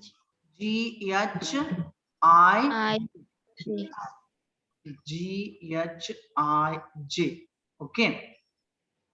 मी याला नंतर नेतो, याला नंतर नेतो. आता आपली पहिली स्टेप बघूया आपण. आता आपण अगोदर काय म्हटलं होतं की हे सेम भाग तयार झाले पहिल्या सुरुवातीला. म्हणजे कुठला, हा एक रेक्टँगल, दुसरा स्क्वेअर, हा दुसरा स्क्वेअर, हा तिसरा स्क्वेअर आणि हा आपला चौथा स्क्वेअर होता. आणि त्याच्यामधून आपण काय केलं, हे बायसेक्टर ड्रॉ केलं. म्हणजे काय झालं, हा जो पूर्ण स्क्वेअर होता कुठला, AHEG,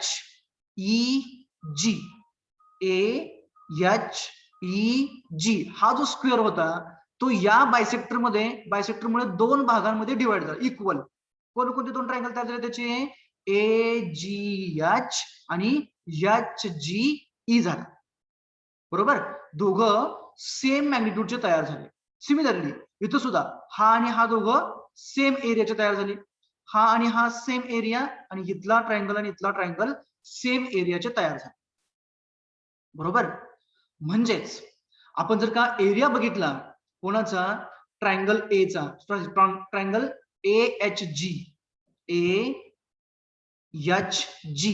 it has to be equals to area of a triangle BHI. बरोबर, that will be equals to area of a triangle CIJ, and that is equals to area of a triangle DJG. आणि sir चारींचं summation area of म्हणजे ह्याचं निघते ना, one second, काय म्हणायचं ते, स्क्वेअरचं ट्रायंगलचं summation, हा ट्रायंगलचं समेशन, एरिया त्यांचा एरियाचं समेशन स्क्वेअरचं इज इक्वल टू होते ना. बरोबर आहे, अगदी बरोबर आहे. हा जो आपला स्क्वेअर तयार झाला की नाही आतला, या स्क्वेअर मध्ये किती ट्रायंगल आहेत, 3 आहेत. कोणकोणते, GEH, दुसरा कुठला आहे HEI, तिसरा कुठला आहे IEJ आणि चौथा कुठला आहे JEG. आणि पुन्हा एकदा ते चौघं सेम एरियाचे आहेत. आणि तो एरिया पुन्हा एवढा आहे, या साइडच्या एरिया एवढाच आहे. मी आणखी एकदा साइड लिहितो तिकडे बघा, सगळ्या ट्रायंगलचा एरिया लिहितो मी. AH, इथं बघा का, AHG, triangle AHG is equals to triangle GIE, GIE,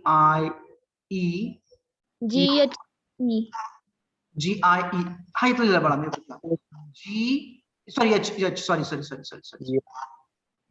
right, GHE is equals to, आता हा कॉर्नर घेतो मी, पहिला बाहेरचा घेतो, BHI is equals to triangle, त्याच्या साईडचा कुठला आहे HEI. बघा बरोबर आहे का, हा आतला घेतला मी, इथला अगोदर इथला घेत होता, नंतर कुठला येणार, हा बाहेरचा याच्या आतला, that is equals to triangle, बाहेरचा कुठला आहे ICJ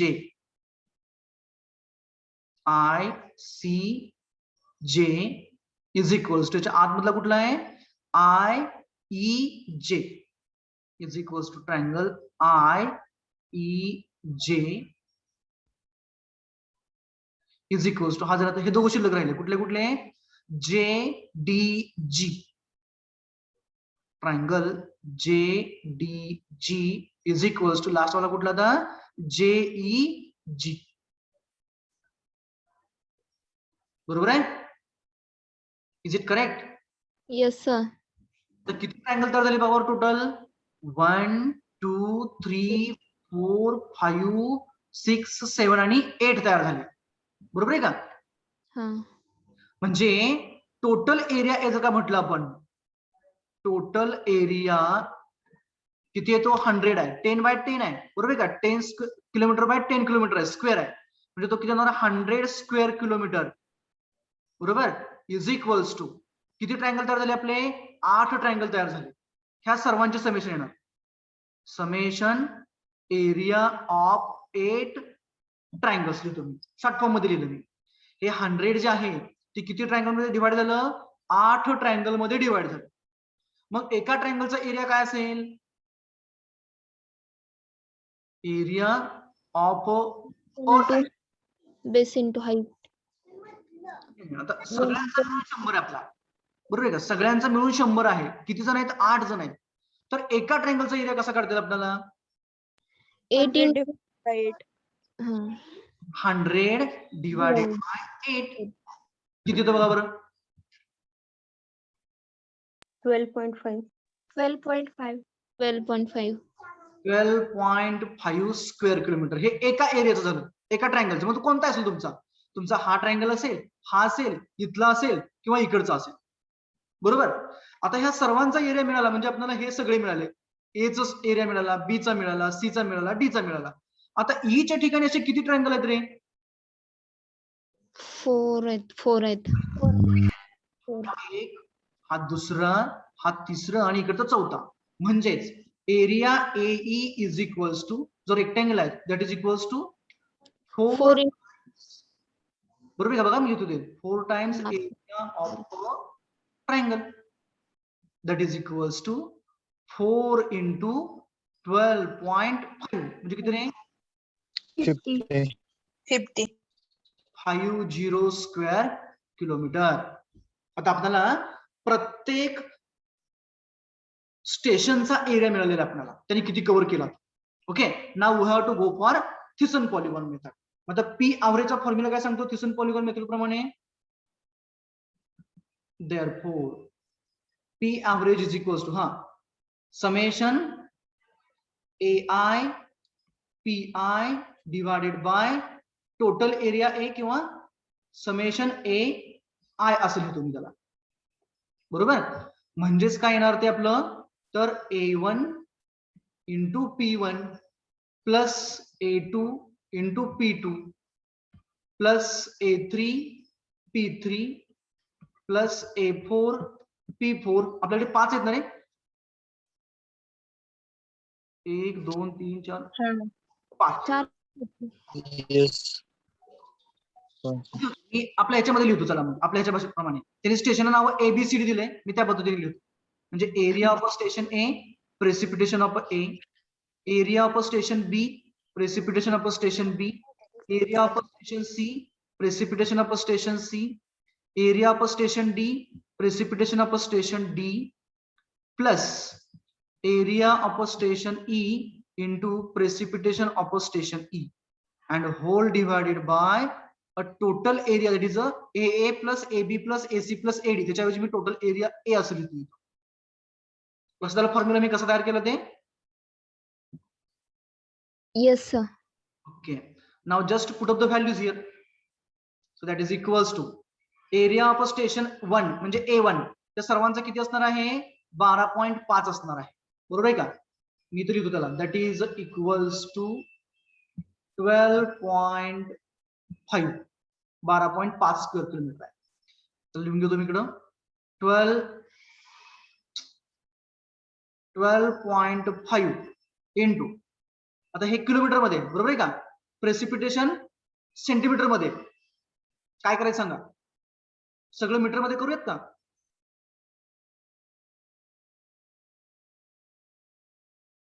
अरे बोला बाळांनो. हो सर. हो सर. ओके, आता 12.5 किलोमीटर स्क्वेअर होतं ते मीटर स्क्वेअर मध्ये करायचं आहे, म्हणजे कितीने मल्टिप्लाय करावं लागेल? 10⁶. 10⁶ exactly. Into precipitation of a station A 56 centimetre आहे, तर सेंटीमीटर ते मीटर म्हणजे 10 किती मायनस? Minus सेंटीमीटर ते मीटर 2. -2. -2. -2. -2 प्लस सेकंड वाल्याचं एरिया पुन्हा एकदा सेमच असणार 12.5 इंटू 10⁶ इंटू प्रेसिपिटेशन किती त्याचं 50 इंटू 10⁻² प्लस थर्ड वाला एरिया पुन्हा एकदा सेमच 12.5 into 10⁶ into area 70 centimetres 70 into 10 raised to -2 plus station D चा एरिया पुन्हा एकदा 12.5 आहे 12.5 into 10 raised to 6 into precipitation 59 centimeters into 10 raised to -2 plus station E चा एरिया किती आहे स्टेशन ई चा area 50. 50 right 50 into 10 raised to 6 into त्याचं precipitation 57 into 10 raised to -2 whole divided by total area is 100. Now do the summation and calculate the average precipitation.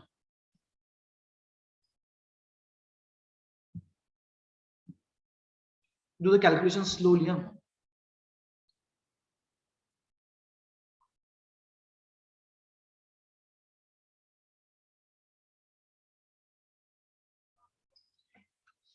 Calculations neatly करा.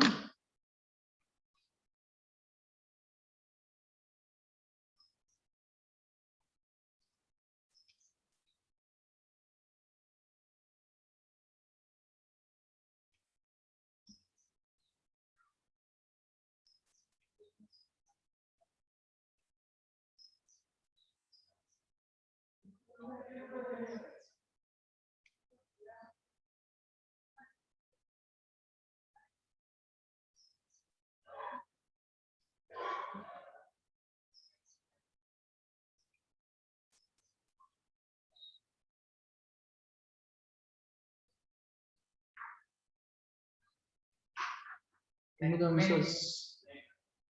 Lecture चल रही है.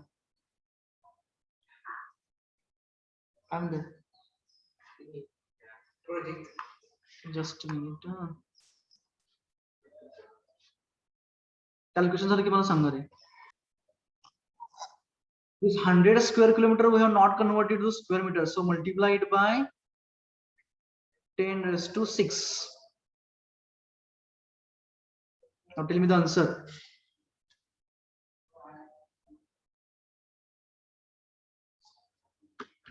The magnitude of the average precipitation. Calculation झाली का सर्वांची की सुरू आहे?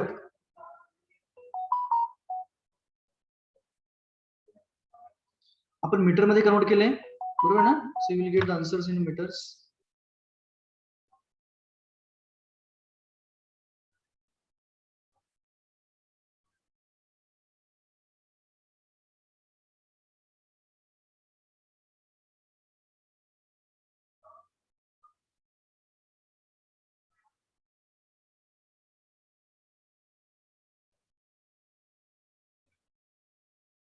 Anyone?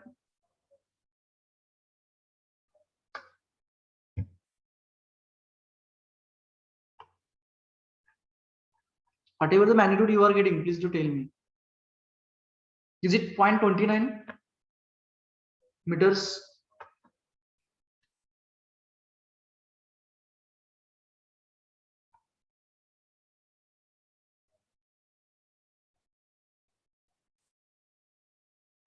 Okay.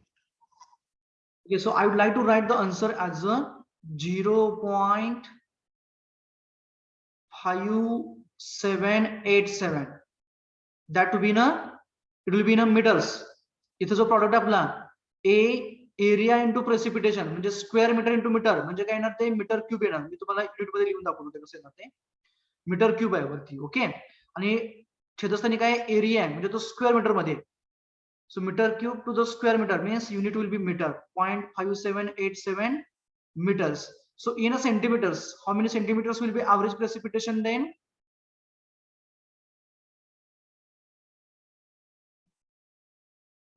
In centimeters.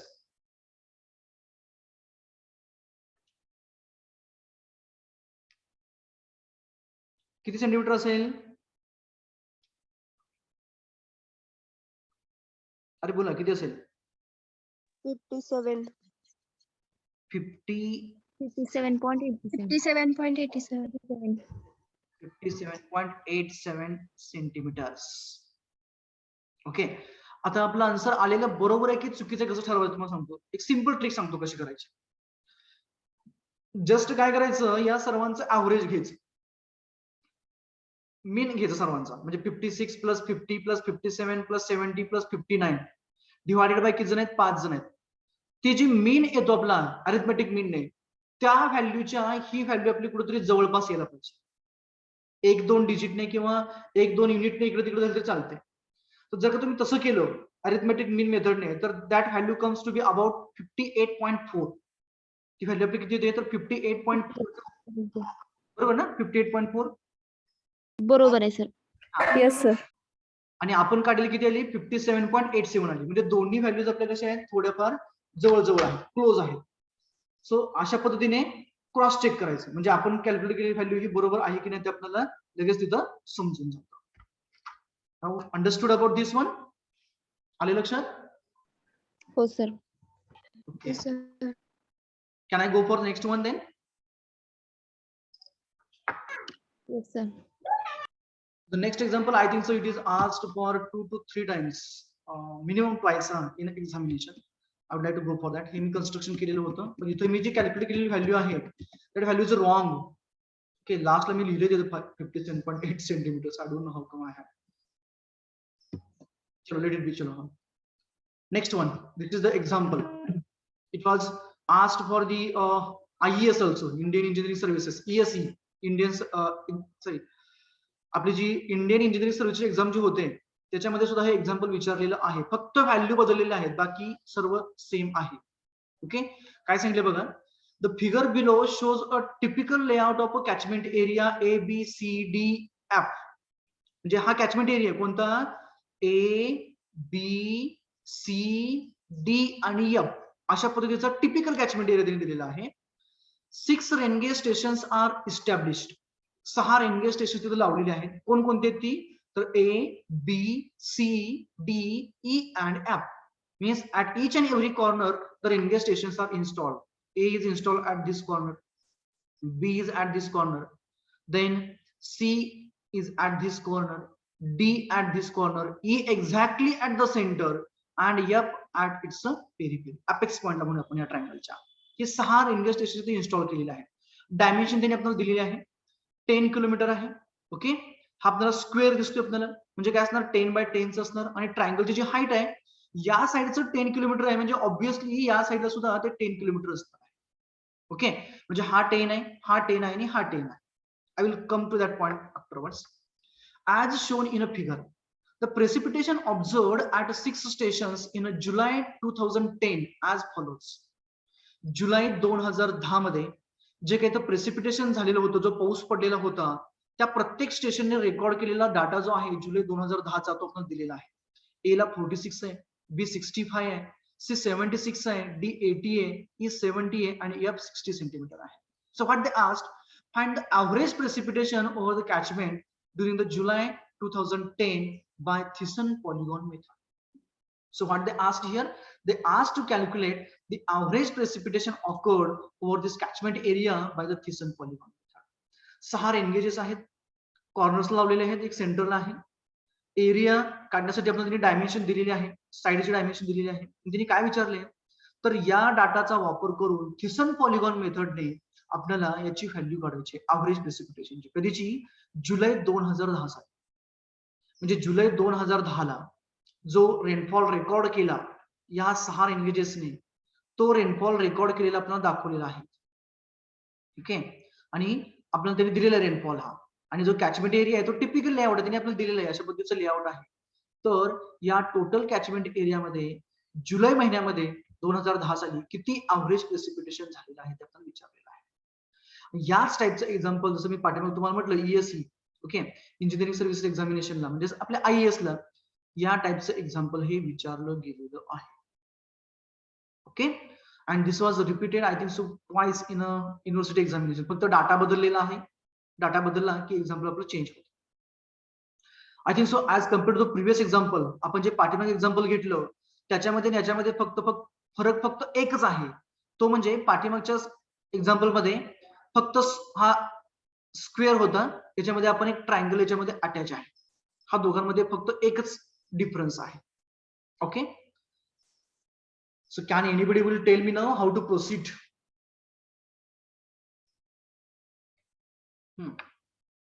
कसं प्रोसीड करायचं? Step wise will go for.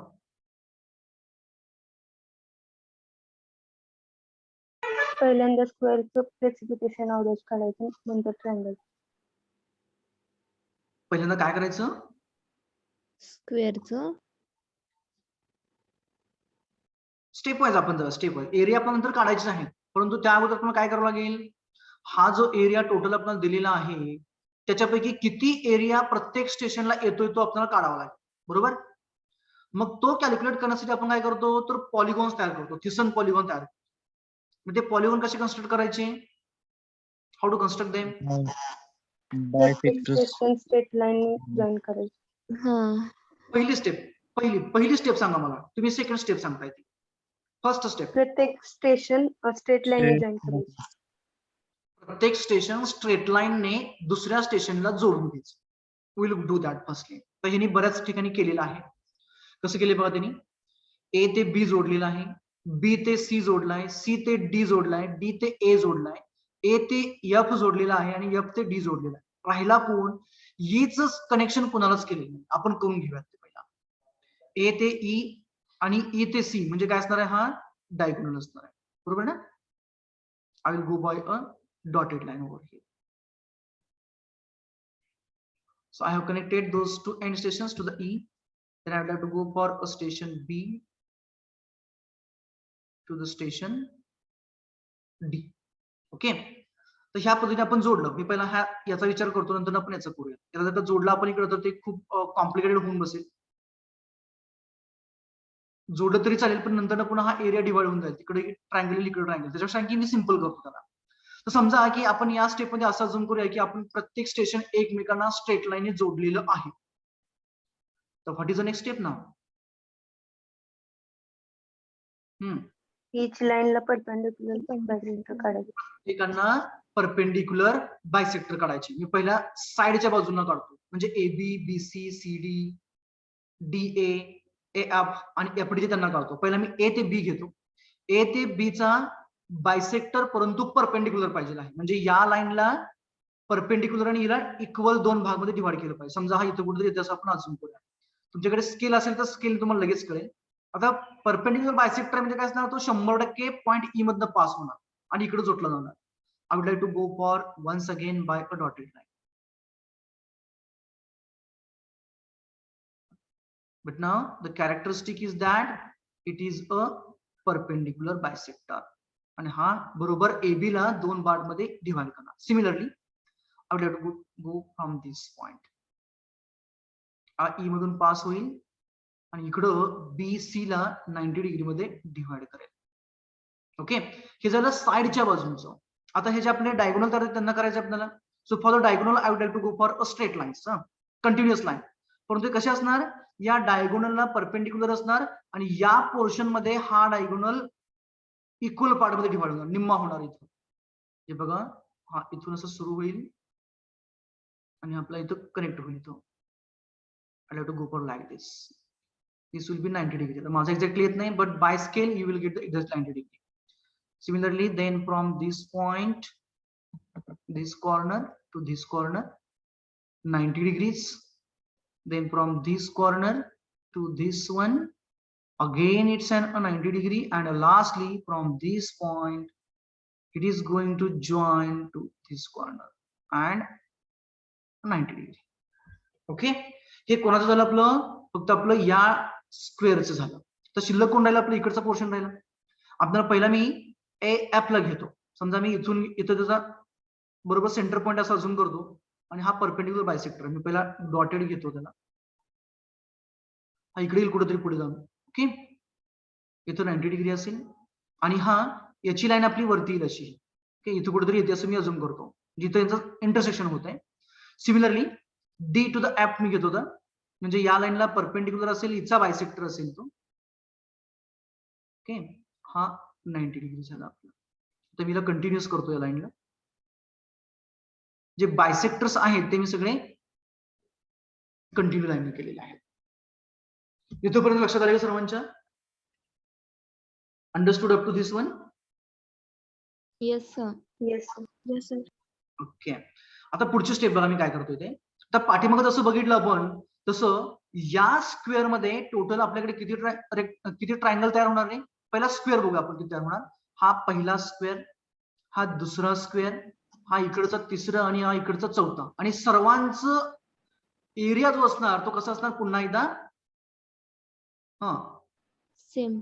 Same असणार. अगदी बरोबर. नंतर पुन्हा काय केलं आपण तर बायसेक्टर्स काढले. त्याच्यामुळे काय होणार प्रत्येक जो स्क्वेअर होता तो 2 इक्वल पार्ट मध्ये डिवाइड झाला. म्हणजे हा जो स्क्वेअर होता तो 2 पार्ट मध्ये डिवाइड झाला, 1 आणि 2. सिमिलरली हा 1 आणि 2 मध्ये झाला. मी फक्त डिसइंटिग्रेट होण्यासाठी लक्षात येण्यासाठी करतोय असं. हा दोघांमध्ये तयार झाला, डिवाइड झाला. हा पुन्हा दोघांमध्ये डिवाइड झाला आणि इकडचा सुद्धा पुन्हा 2 पार्ट मध्ये डिवाइड झालेला आहे. ओके. म्हणजेच as like a previous one हा जो एरिया आहे तो एरिया आपण 8 ट्रायंगल्स मध्ये डिवाइड करूया. कुठे कुठे 8 ट्रायंगल्स? हा पहिला, first one, second one, third one, fourth, fifth, sixth, 7 आणि 8 ट्रायंगल. बरोबर. 8 ट्रायंगल मध्ये ते 8 इक्वल ट्रायंगल्स मध्ये ते डिवाइड झाले. म्हणजेच त्या 8 जणांचा एरिया कसा असणार आहे पुन्हा एकदा सेम असणार आहे. तो मी पहिला एरिया काढून घेतो. पहिला छोटी नावं देऊ आपण. ABCDEF पर्यंत आहे. This as a G, this as a H, this as a I, here G, sorry I नंतर J येईल, J, then here as a small k and here as a small l. अशा आपण नावं दिलेली आहेत. म्हणजे काय काय होणार ट्रायंगल AGJ इक्वल्स टू लिहितो वाटत होतं area of a triangle AGJ is equals to triangle. बोला नाव सांगा मला पटापटा. PHG. DHG कोणताही सुटला नाही पाहिजे हा. बी म्हटलं की डी म्हटलं बी. हा sorry B. BHJ is equals to triangle PHG नाही sir. G. BH. जी आहे सर ते. is it okay with now? हा, okay. याला रब करून पुढे लिहितो ट्रायंगल BHG. ओके. म्हणजे हा झाला आपला BHG. त्याच्या लगेच घेऊया. काय नाव सांगा त्याचं? PHI. EHI. EHG. EGH GH. is equals to triangle EGH is equals to triangle. 1 by 1 जागा. हे दोघं संपले आता. तर इकडे येऊया. हा बाहेरचं घ्या अगोदर. हा CH CHI बरोबर ना? सर पहिल्यातला राहिला एक. कुठला रे बाळा? अरे हा हा हा हा राहिला नाही का? G हा, GE. Triangle G E. बरोबर ना? हा, बरोबर. JE. ओके. आता पुढे सांगा 1 2 3 4 5 झाले. हा आता आपण कुठला घेतला होता? हा घेतला होता CJ. अरे कुठे गेला आपला? CHI घेतला. आता इथला आतमधला कुठला आहे? HEI. Triangle HEI is equals to हा नेक्स्ट कॉर्नर होता हा corner DIJ. DIJ right. DIJ is equals to IEJ. JEI. IEJ. IEJ किंवा JEI कसंही म्हणा. किती झाले? 8 झाली का बघा. 1 2 3 4 5 6 7 आणि 8 झाले. बरोबर. इज इक्वल्स टू किती असणार आहे टोटल एरिया? 100 square kilometre. म्हणजे एका ट्रायंगलचा एरिया असणार आहे 100 divided by 8. Right. 12.5. 12.5. 100/8 12.5 square kilometre. आपण पाठीमागच्या स्टेप मध्ये केलो त्याच्यामुळे आपल्याला लगेच इझिली होऊन गेलं. बरोबर आहे का? आता पुढची स्टेप बघा. आता म्हणजे आपल्याला स्टेशन बी चा एरिया मिळाला. हा इकडचा असणार एवढा 12.5. स्टेशन सी ला इथला असणार थर्डचा 12.5. स्टेशन ई चा म्हणजे किती असणार 12.5 12.5 12.5 आणि 12.5. बरोबर? जसं पाठीमागं केलं तसं आपण झेपते का बघा. मी पाठीमागं केलेलं आहे म्हणून मी थोडस हरिडली घेतोय.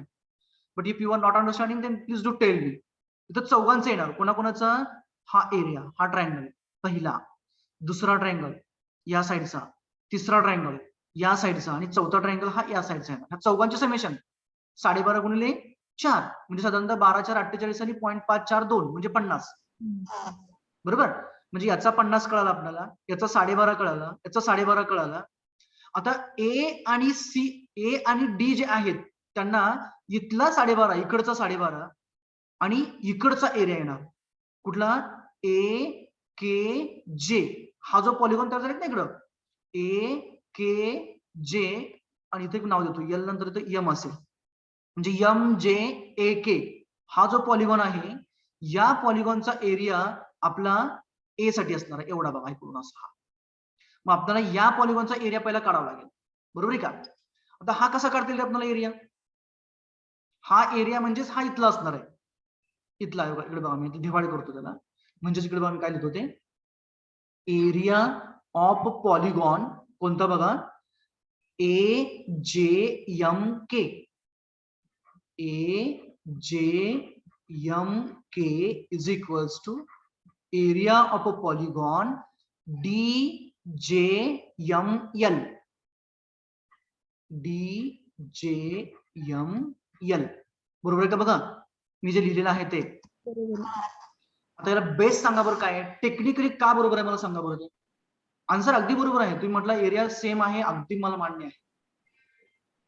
साईड सेम आहेत ना त्यांच्यात. साइड सेम आहेत. 10 आहे इकडचं 10 इकडचं 10 आहे. ही बाजू तर 10 आपल्याला दिलेली याच्या समोरची आहे म्हणजे शिल्लक राहिली 10 झाली. म्हणजे हा ट्रायंगल कसला तयार झाला रे? कसला असते ते? Right angle triangle. नाही राईट आहे इक्विलॅटरल झाला. मग इक्विलॅटरल ट्रायंगलच्या सर्व बाजू समान असतात बरोबर आणि सर्व अँगल किती असणार आहे मग 60 डिग्री. एक्झॅक्टली 60 डिग्री म्हणजेच समान मापाचे असणार. म्हणजेच जर का आपण हे बायसेक्टर्स काढले तर एका ट्रायंगलचं डिवायडेशन हे 3 इक्वल ट्रायंगल मध्ये होणार. बघा मी काय म्हणतोय ते. हा ट्रायंगल आपला इक्विलॅटरल ट्रायंगल आहे त्यामुळे याचे जर का आपण बायसेक्टर्स काढले सर्व साइडचे तर बायसेक्टर काढल्यामुळे जे 3 पॉलिगॉन तयार होणार कोणकोणते? Polygon K A G M, दुसरा polygon D G M L आणि तिसरा polygon L M K F. हे तिघं सेम मापाचे असणार. Area of polygon K M L F. बघा स्टेटमेंट मी म्हटलेलं बरोबर आहे का? Yes sir. मग आता आपल्याला जर का हे स्टेटमेंट समजलं तर आपण हा एरिया पॉलिगॉनचा लगेच काढू शकेल. कसा काढणार रे?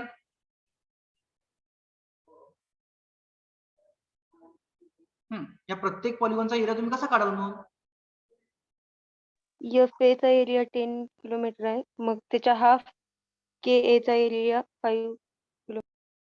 म्हणजे आपल्याला सुरुवातीला काय करावं लागेल तर या ट्रायंगलचा ए एफ डी जो ट्रायंगल आहे या ट्रायंगलचा आपल्याला पूर्णपणे एरिया काढावा लागेल. एरिया बरोबर आहे का? Once you will get a triangle of area A F D then divide it by 3. बरोबर का? म्हणजे का डिवाइड केलं तर आपल्याला याचा एरिया मिळेल. So I would like to go for that is equals to area of a triangle A D F. झेपते का बघा? झेपत नसेल तर मला विचारा. ए डी एफ ह्या ट्रायंगलचा पूर्ण एरिया म्हणजे ह्या 3 पॉलिगॉनचा एरिया आहे. देअरफोर मग त्या एडीएफ चा कसा काढणार area? Area of triangle ADF is equals to कसा काढायचा? इक्विलॅटरल ट्रायंगलचा एरिया. ट्रायंगलचा एरिया कसा काढतो आपण रे? 1/20. Base into height 1/2 base into height. आपल्याला बेस माहिती आहे. बेस कोण आहे? एडी 10 किलोमीटर आहे. कोणताही बेस घ्या, काय हरकत नाही. हा घेतला तरी तो 10च आहे, हा घेतला तरी 10च आहे. आता हाईट कशी काढायची? हाईट कशी? Pythagoras theorem. हा पायथागोरस पण कुठे वापरणार? पायथागोरस अगदी बरोबर, पण कुठे वापरणार? टाकलाय ना. हा? तेच हा केलंय की.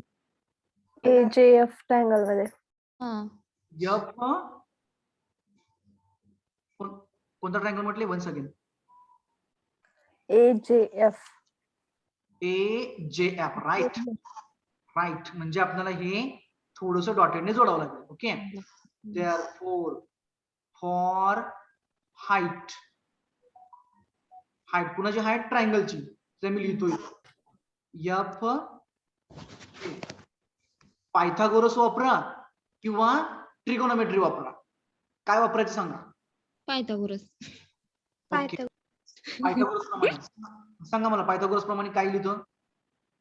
FA square is equal to हा FJ AJ AJ स्क्वेअर किंवा FJ square. Plus AJ square. एजेचं मॅग्निट्यूड किती सांगा बरं? A to J किती आहे? 5. Right. 5. Great. So put up the values. AF 10 आहे. 10 square is equals to FJ आपल्याला काढायचंय प्लस AJ 5 आहे. So get the value for FJ. It is the height of a triangle.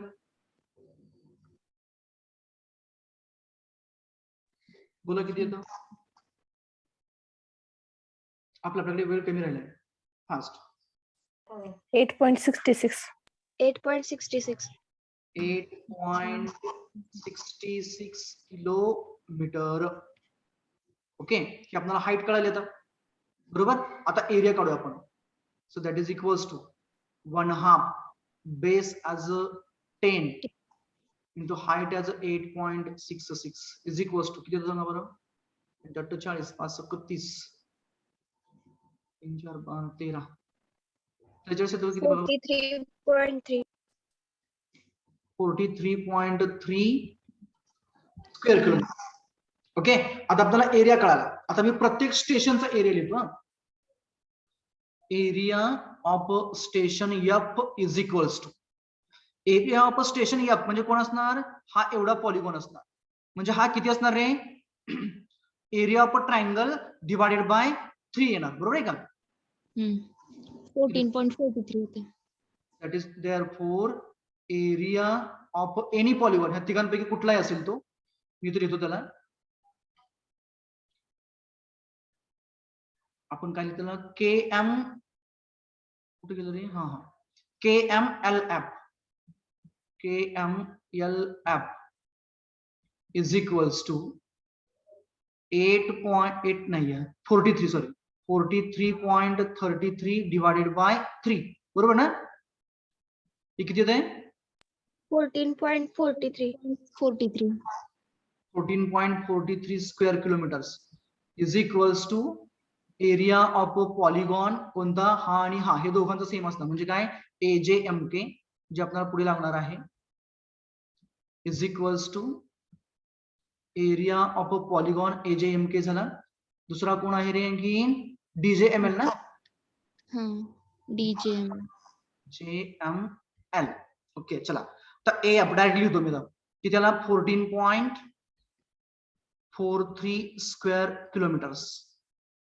नंतर दुसरं station घेतो AA is equals to सांगा किती येणार? AA 12.5 plus 14.43. अगदी राईट. कसं कळालं का? याचा 12.5 या ट्रायंगलचा प्लस या पॉलिगॉनचा 14.43. सो किती येतो सांगा बरं? 26.93. 26.93. राईट. त्याचबरोबर मी लगेच D चा घेतो. D चा त्याच्या एवढाच असणार आहे. बरोबर ना? कारण D ला हा ट्रायंगल आणि तो पॉलिगॉन येणार.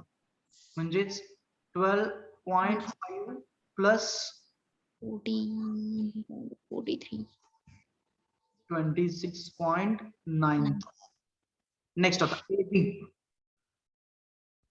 area of B 12.5 is equals to area of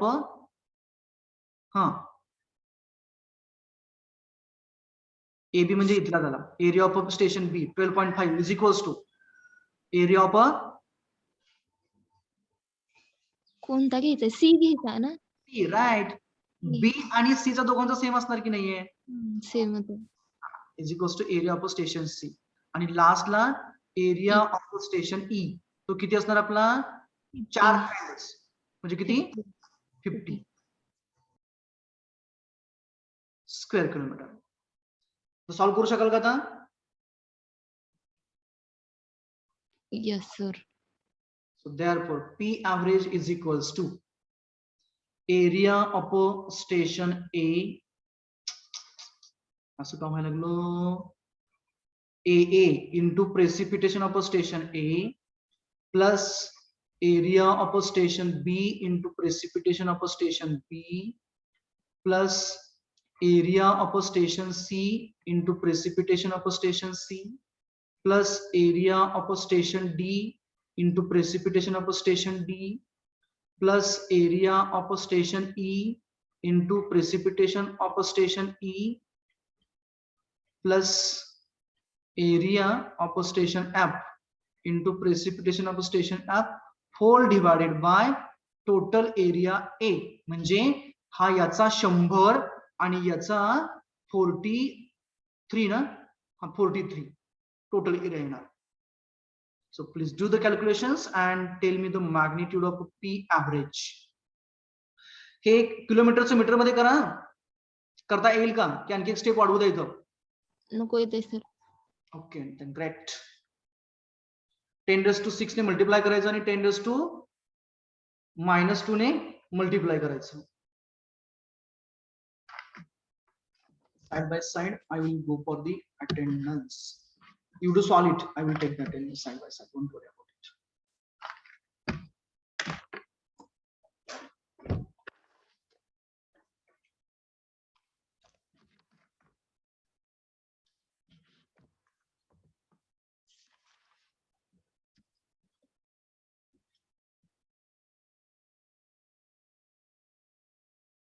attendance me घेतो पहिलं roll number 1 is there 2 is there 3 is there 6 7 8 9 11 12 13 14 15 16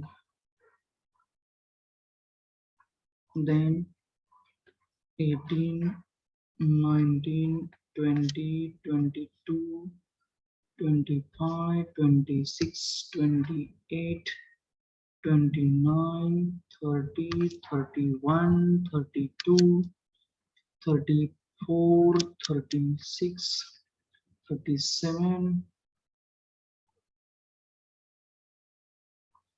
38 39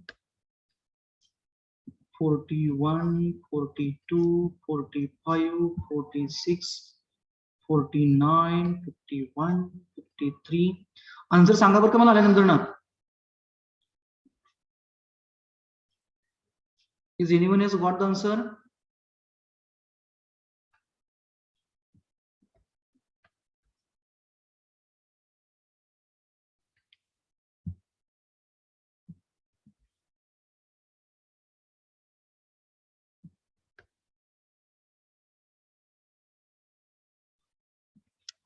is anyone has got the answer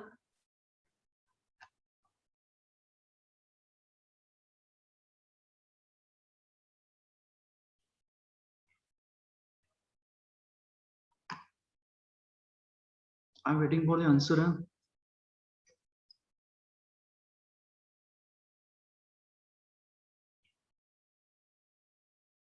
zero 0.4202 4202 Just keep an eye on it.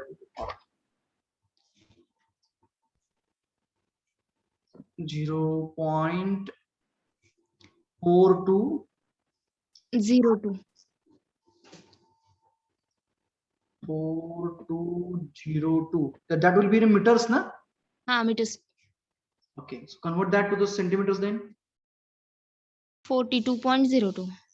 42.0.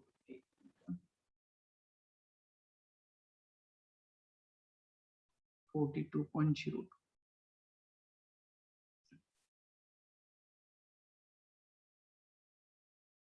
That is equals to 42.02 centimeters. 42.02 centimeters. That will be average precipitation.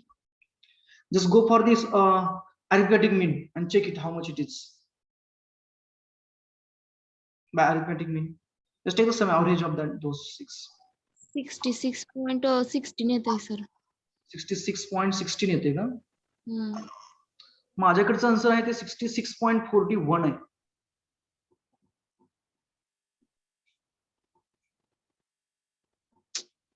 Here we went wrong. 14, 12.5 answers are आहेत. Then what about the area of those polygons? Polygons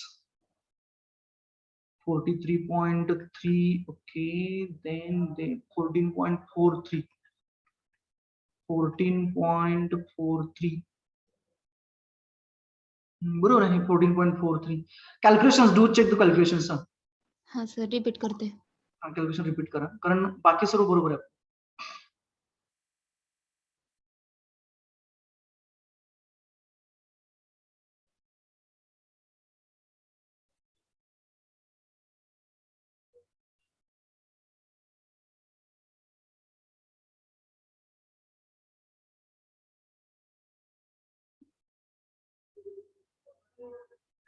Others, please do check it.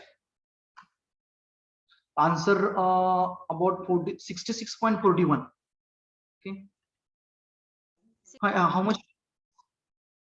How much it is? Yes, someone has given the answer. Please do repeat it.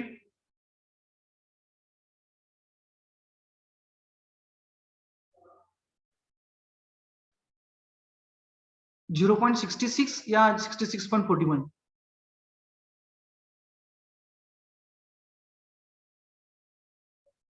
Please fast. Calculation फक्त व्यवस्थित करत चला. You will get answer nearby that.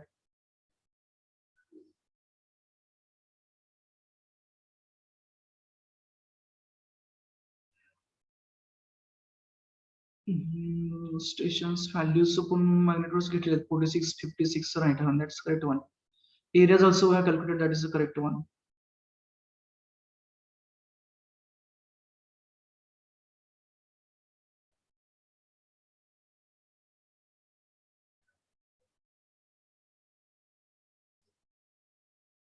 Hmm. 951 is numerator value is a 9517 value in the numerator. A into PA plus PB into AB into PB likewise. So product check kara. If you are getting nearby 66, then also it's okay with.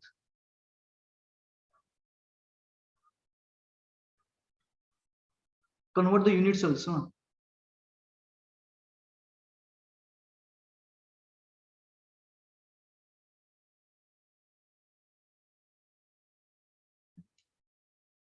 Last other convert kill this you can go for that.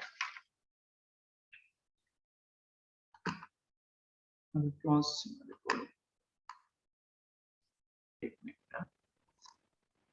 0.8 minute. I have to go for 0. How much it is? 0.6644. 0.6644 meters मध्ये मिळाल बरोबर आहे का?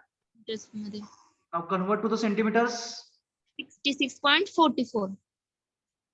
66.44 centimeters. Okay, it means that now we are getting the answers by both the methods nearly equal to the same one. Is it correct now? Correct is.